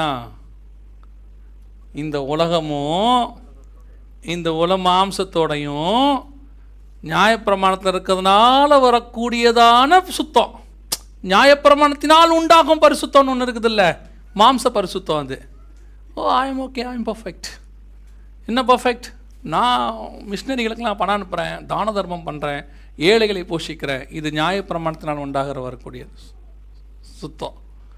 நான் தசமாங்காணி கொடுக்குறேன். நான் இன்னொன்று கேட்டால் நீங்கள் எப்படி தாங்குவீங்களா? நீங்களாம் நியாயப்பிரமாணம் ஃபாலோ பண்ணுறீங்களா, கிருபையின் பிரமாணம் ஃபாலோ பண்ணுறீங்களா? சும்மா சொல்லுங்கள். ரத்னகுமார் பிரதர் பேசுங்க, அவர் தான் நிறைய பேசுவார். அவர்கிட்ட இருந்தால் டைம் போகிறதே தெரியாது. 300 கிலோமீட்டர் பேசிட்டே வந்தார், சந்தோஷமாக இருந்துச்சு. நைட் தூங்கவே இல்லை நான் அவர் கூட வரும்போது. சொல்லுங்கள், நியாயப்பிரமாணமா கிருபையின் பிரமாணமா? கிருபையின் பிரமாணமா?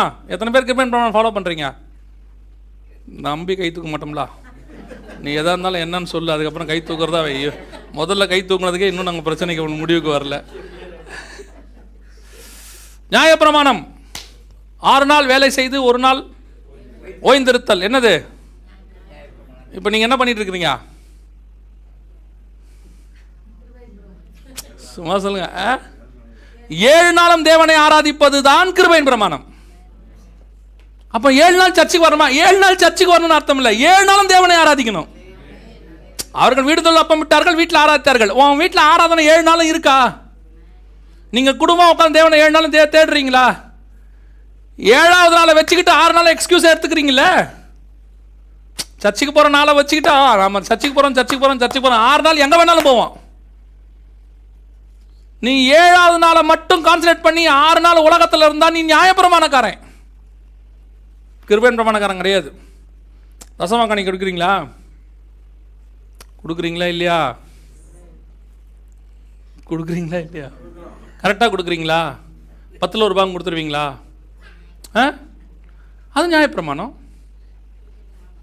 10ல் ஒரு பாகம் நியாயப்பிரமாணம். கிருபையின் பிரமாணம் 100% நியாயப்பிரமாணத்தை ஃபாலோ பண்றவனை பார்த்து கர்த்தர் சொல்றாரு, நான் சிறு வயது முதல் கொண்டு எல்லாவற்றையும் ஃபாலோ பண்ணுகிறேன். அது நியாயப்பிரமாணம். எல்லாவற்றையும் விட்டு சிலுவையை தூக்கிட்டு தரித்திரருக்கு வித்து கொடு, அது கிருபையின் பிரமாணம். இருக்கா? அதை பண்றோமா? பண்ண முடியுமா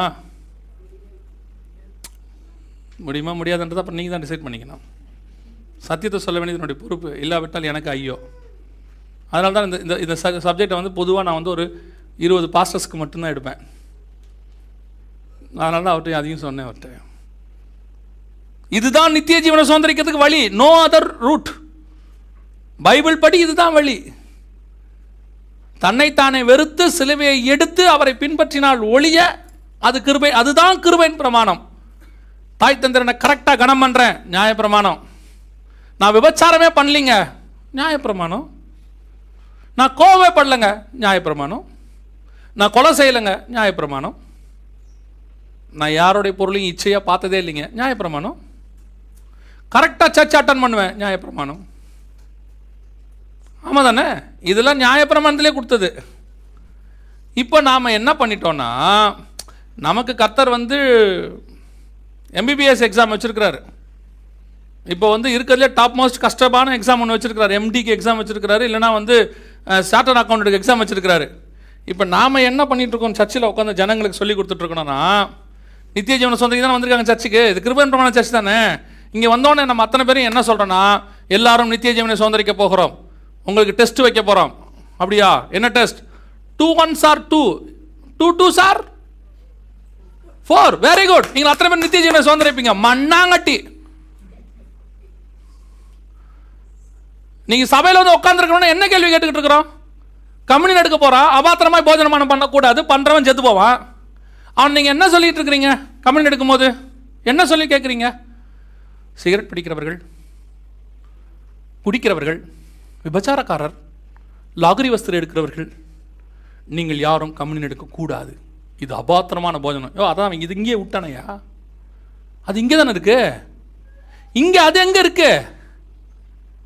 கம்யூனியன் யாருக்கு கொடுக்கணும்? யார் எடுக்கணும்? இயேசு கிறிஸ்து யார்கிட்ட கம்யூனியன் கொடுத்தார்? கையில் சீஷனுக்கு கொடுக்கணும். யார் சீஷன்? தன்னைத்தான் வெறுத்து சிலுவையை தூக்கிட்டு வரவன் தான் சீஷன். அவனுக்கு தானே கம்யூனியன். அந்த கம்யூனியன் எடுக்கிறவன் தானே நித்திய ஜீவனை சுதந்திரிப்பான். இல்லாதவன் அத்தனை பேரும் அபாத்திரமா போஜனமான பண்றானே, அதனால தான் அத்தனை பேரை சாவுறான். நித்திய ஜீவனை சுதந்திரிக்க முடியலையே. நம்ம நீங்க எதை பேசிட்டு இருக்கிறோம்? நித்திய ஜீவனை பத்தி பேச வேண்டிய இடத்துல நின்றுகிட்டு, அந்த ஸ்தானத்தில் நின்றுகிட்டு எதை பத்தி நீங்க பேசிட்டு இருக்கிறோம்? ஒருத்தர் ஒப்புரவாகுங்கள். பேசாமல் இருந்தால் பேச வேண்டும், கோவப்படக்கூடாது.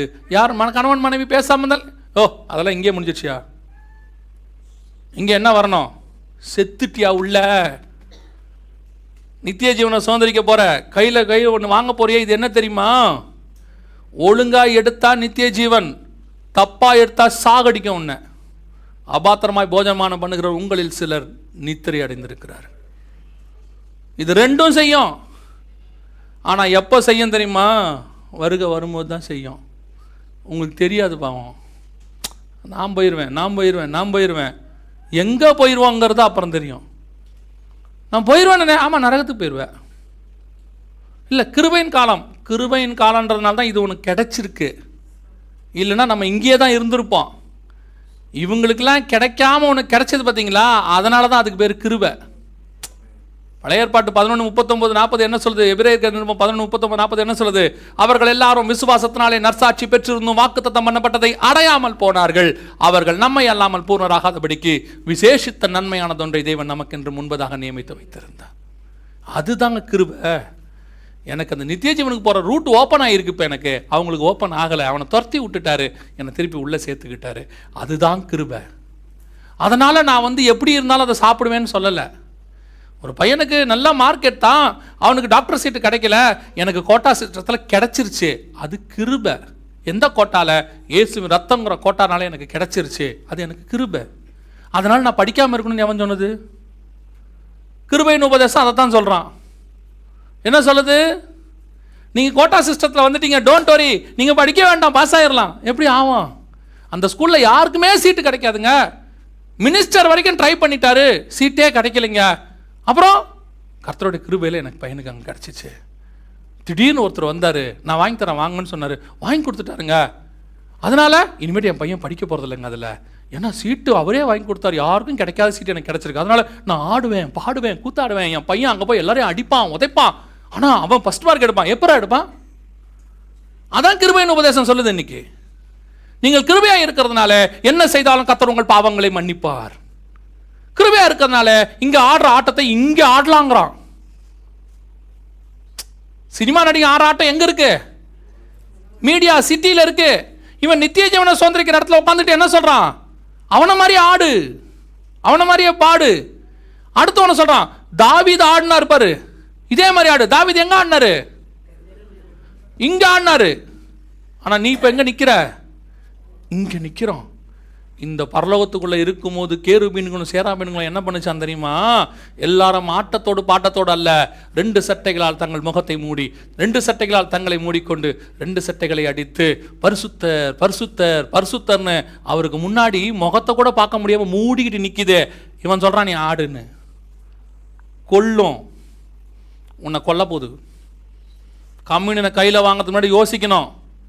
அது not even a bread and wine, அது வந்து sign of blood and wine.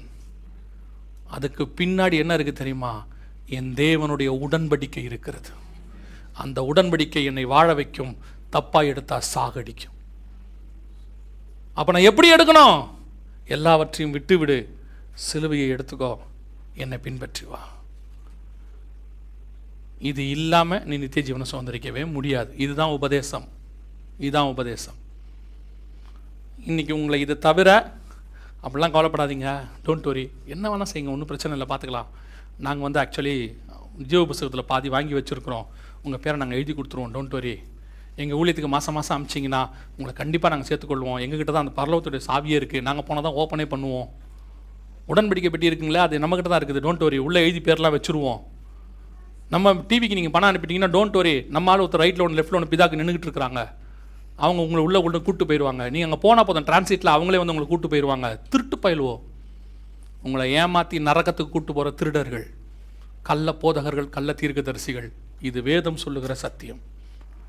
இது எதுவுமே என் சத்தியம் கிடையாது. இதுக்கு அகைன்ஸ்டாக உங்களுக்கு ஏதாவது கேட்கணுன்னா இப்போ கேட்கலாம். ஏன்னா I'm going to finish within 5 minutes.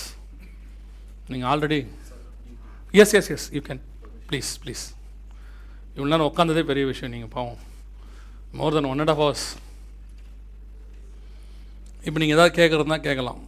Question, இந்த 3 இடத்துல நீங்கள் எங்கே இருக்கிறீங்கன்னு உங்களை ஆராய்ச்சி பார்த்துக்கோங்க. இதில் நீங்கள் நித்திய ஜீவனை சுதந்திரிக்கிறது எப்படின்னு உங்களுக்கே தெரியும். இது எல்லாம் தேவனுடைய வசனத்திலிருந்து தான் உங்களுக்கு சொல்லியிருக்கிறோம்.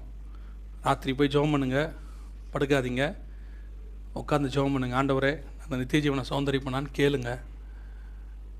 இயேசுவை அறியாமல், இயேசுனா யாருன்னே தெரியாமல் ஒருத்தன் நரகத்துக்கு போனால் நியாயம். ஏன்னா அவனுக்கு இயேசுவை தெரியாது. இயேசுவை அறிஞ்சு பாவத்தை மேற்கொள்ள முடியாமல் தடுமாறி ஒரு விசுவாசியாக இருந்து நரகத்துக்கு போனால் கூட அடி ஜாஸ்தி, ஆனால் பரவாயில்ல. ஆனால் சத்தியத்தை அறிந்து நித்திய ஜீவனை சுதந்திரிக்கணும்னு வந்து நீங்கள் சுதந்திரிக்கணும்னா கஷ்டம். இப்போ நான் சொன்ன இந்த உபதேசத்தை அப்படியே 6ஆம் அதிகாரம் 54 60ஆம் வசனம் வாசிங்க. யோவான் முடிக்கலாம். 54 இதை இயேசு சொல்கிறாரு. என்ன சொல்கிறாரு? என் பாத்திரத்தில் பானம் பண்ணி என்னுடைய மாம்சத்தை புசிக்கிறவனுக்கு நித்திய ஜீவன் உண்டு, அவனை கடைசி நாளில் எழுப்புவேன். புசித்து என் ரத்தத்தை பானம் பண்ணுகிறவனுக்கு நித்திய ஜீவன் உண்டு, நான் அவனை கடைசி நாளில் எழுப்புவேன். அப்படிதானே இருக்குது 6:60. அப்படிதானே இருக்கு. அப்போ இது சாப்பிட்டா தான் என்ன உண்டு? அப்போது நீங்கள் பாத்திரமாக போஜனம் பண்ணணும், அபாத்திரமாக பண்ணுறவனுக்கு கிடைக்காது. ஓகேவா?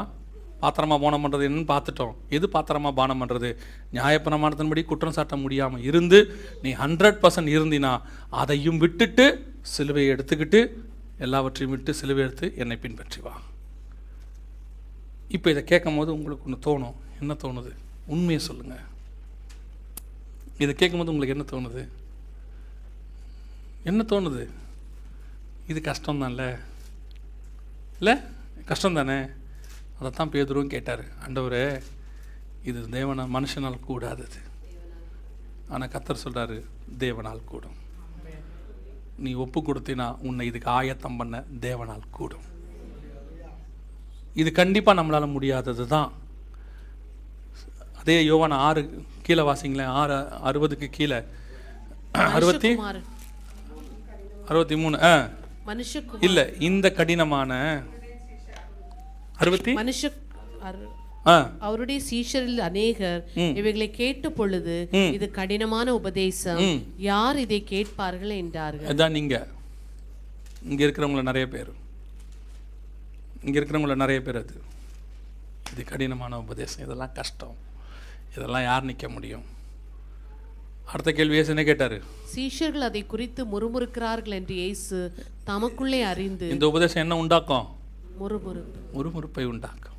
அவர்களை நோக்கி இது உங்களுக்கு இடரலா இராதோ? மனுஷகுமாரன் தாம் முன்னிருந்த இடத்திற்கு ஏறி போகிறதை நீங்கள் காண்பீர்களானால் எப்படி இருக்கும்? இதுவே உங்களுக்கு கஷ்டமா இருந்துச்சுன்னா எல்லாத்தையும் விட்டுட்டு உங்களை உபத்திரவ காலத்தில் விட்டுட்டு அவர் மேலே போறாரு, அது உங்களுக்கு எப்படி இருக்கும்? அதான் சொன்னாரு, நீங்களும் போய்விட மனதாய் இருக்கிறீர்களோ?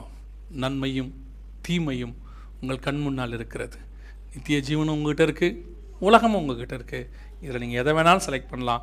இந்த 3 இடத்துல நீங்கள் எங்கே வேணாலும் நிற்கலாம். பலிபீடத்தில் நிற்கலாம், பர்சல் நிற்கலாம், மகா பர்சல் நிற்கலாம். இங்கே இருந்தால் மாம்ச சாப்பாடு கிடைக்கும், சிக்கன் கிடைக்கும், மட்டன் கிடைக்கும், கிரில்லு சுட்டு கொடுப்பாங்க, டர்க்கிஷ் கிரில்லு எல்லாமே கிடைக்கும். ஆனால் நீங்கள் கனவுல கூட நினைக்கக்கூடாது இங்கே வருவேன்னு. இங்கேயே செத்து போயிடணும். இதெல்லாம் விட்டுட்டு கொஞ்சம் கடினமான அப்போஸ்தலர் உபதேசம் நியாயப்பிரமாணத்துக்குள்ளே நீங்கள் வரும்பொழுது, இங்கே வரும்போது கொஞ்சம் கஷ்டமாக தான் இருக்கும். உள்ளும் புறமும் சுத்தமாக இருக்கணும், கொஞ்சம் கஷ்டமாக தான் இருக்கும். இதுக்கே நீங்கள் கஷ்டப்பட்டீங்கன்னா இன்னொன்று இருக்குது. என்னது? மகா பரிசுத்த ஸ்தலம். இங்கே முதல்ல சாகிறது தான் முதல் வேலையே. இயேசு செத்து தான் உள்ளே போனார். மாம்சம் என்கிற திரைச்சீலை வழியாக உள்ளே நுழைந்தார். செத்தாத்தான் நீ நித்திய ஜீவனோட ஃபஸ்ட் பாயிட்ட. ஆண்டவரே, நான் நித்திய ஜீவன் என்ன செய்யணும்? எல்லாத்தையும் எடுத்து என் கூட வா. எங்கே போகிறேன்? கல்வாரிக்கு போயிட்டு இருக்கிறேன். என்னத்துக்கு? சாக போகிறேன். நான் என்ன பண்ணோம்? நீ என் கூட சிலுவையில் அறையப்படணும். அவரோடு கூட சிலுவையில் அறையப்பட என்னை ஒப்பு கொடுக்கிறேன். இனி ஜீவிப்பது நான் அல்ல, கிறிஸ்துவே என்னில் ஜீவிக்கிறார்.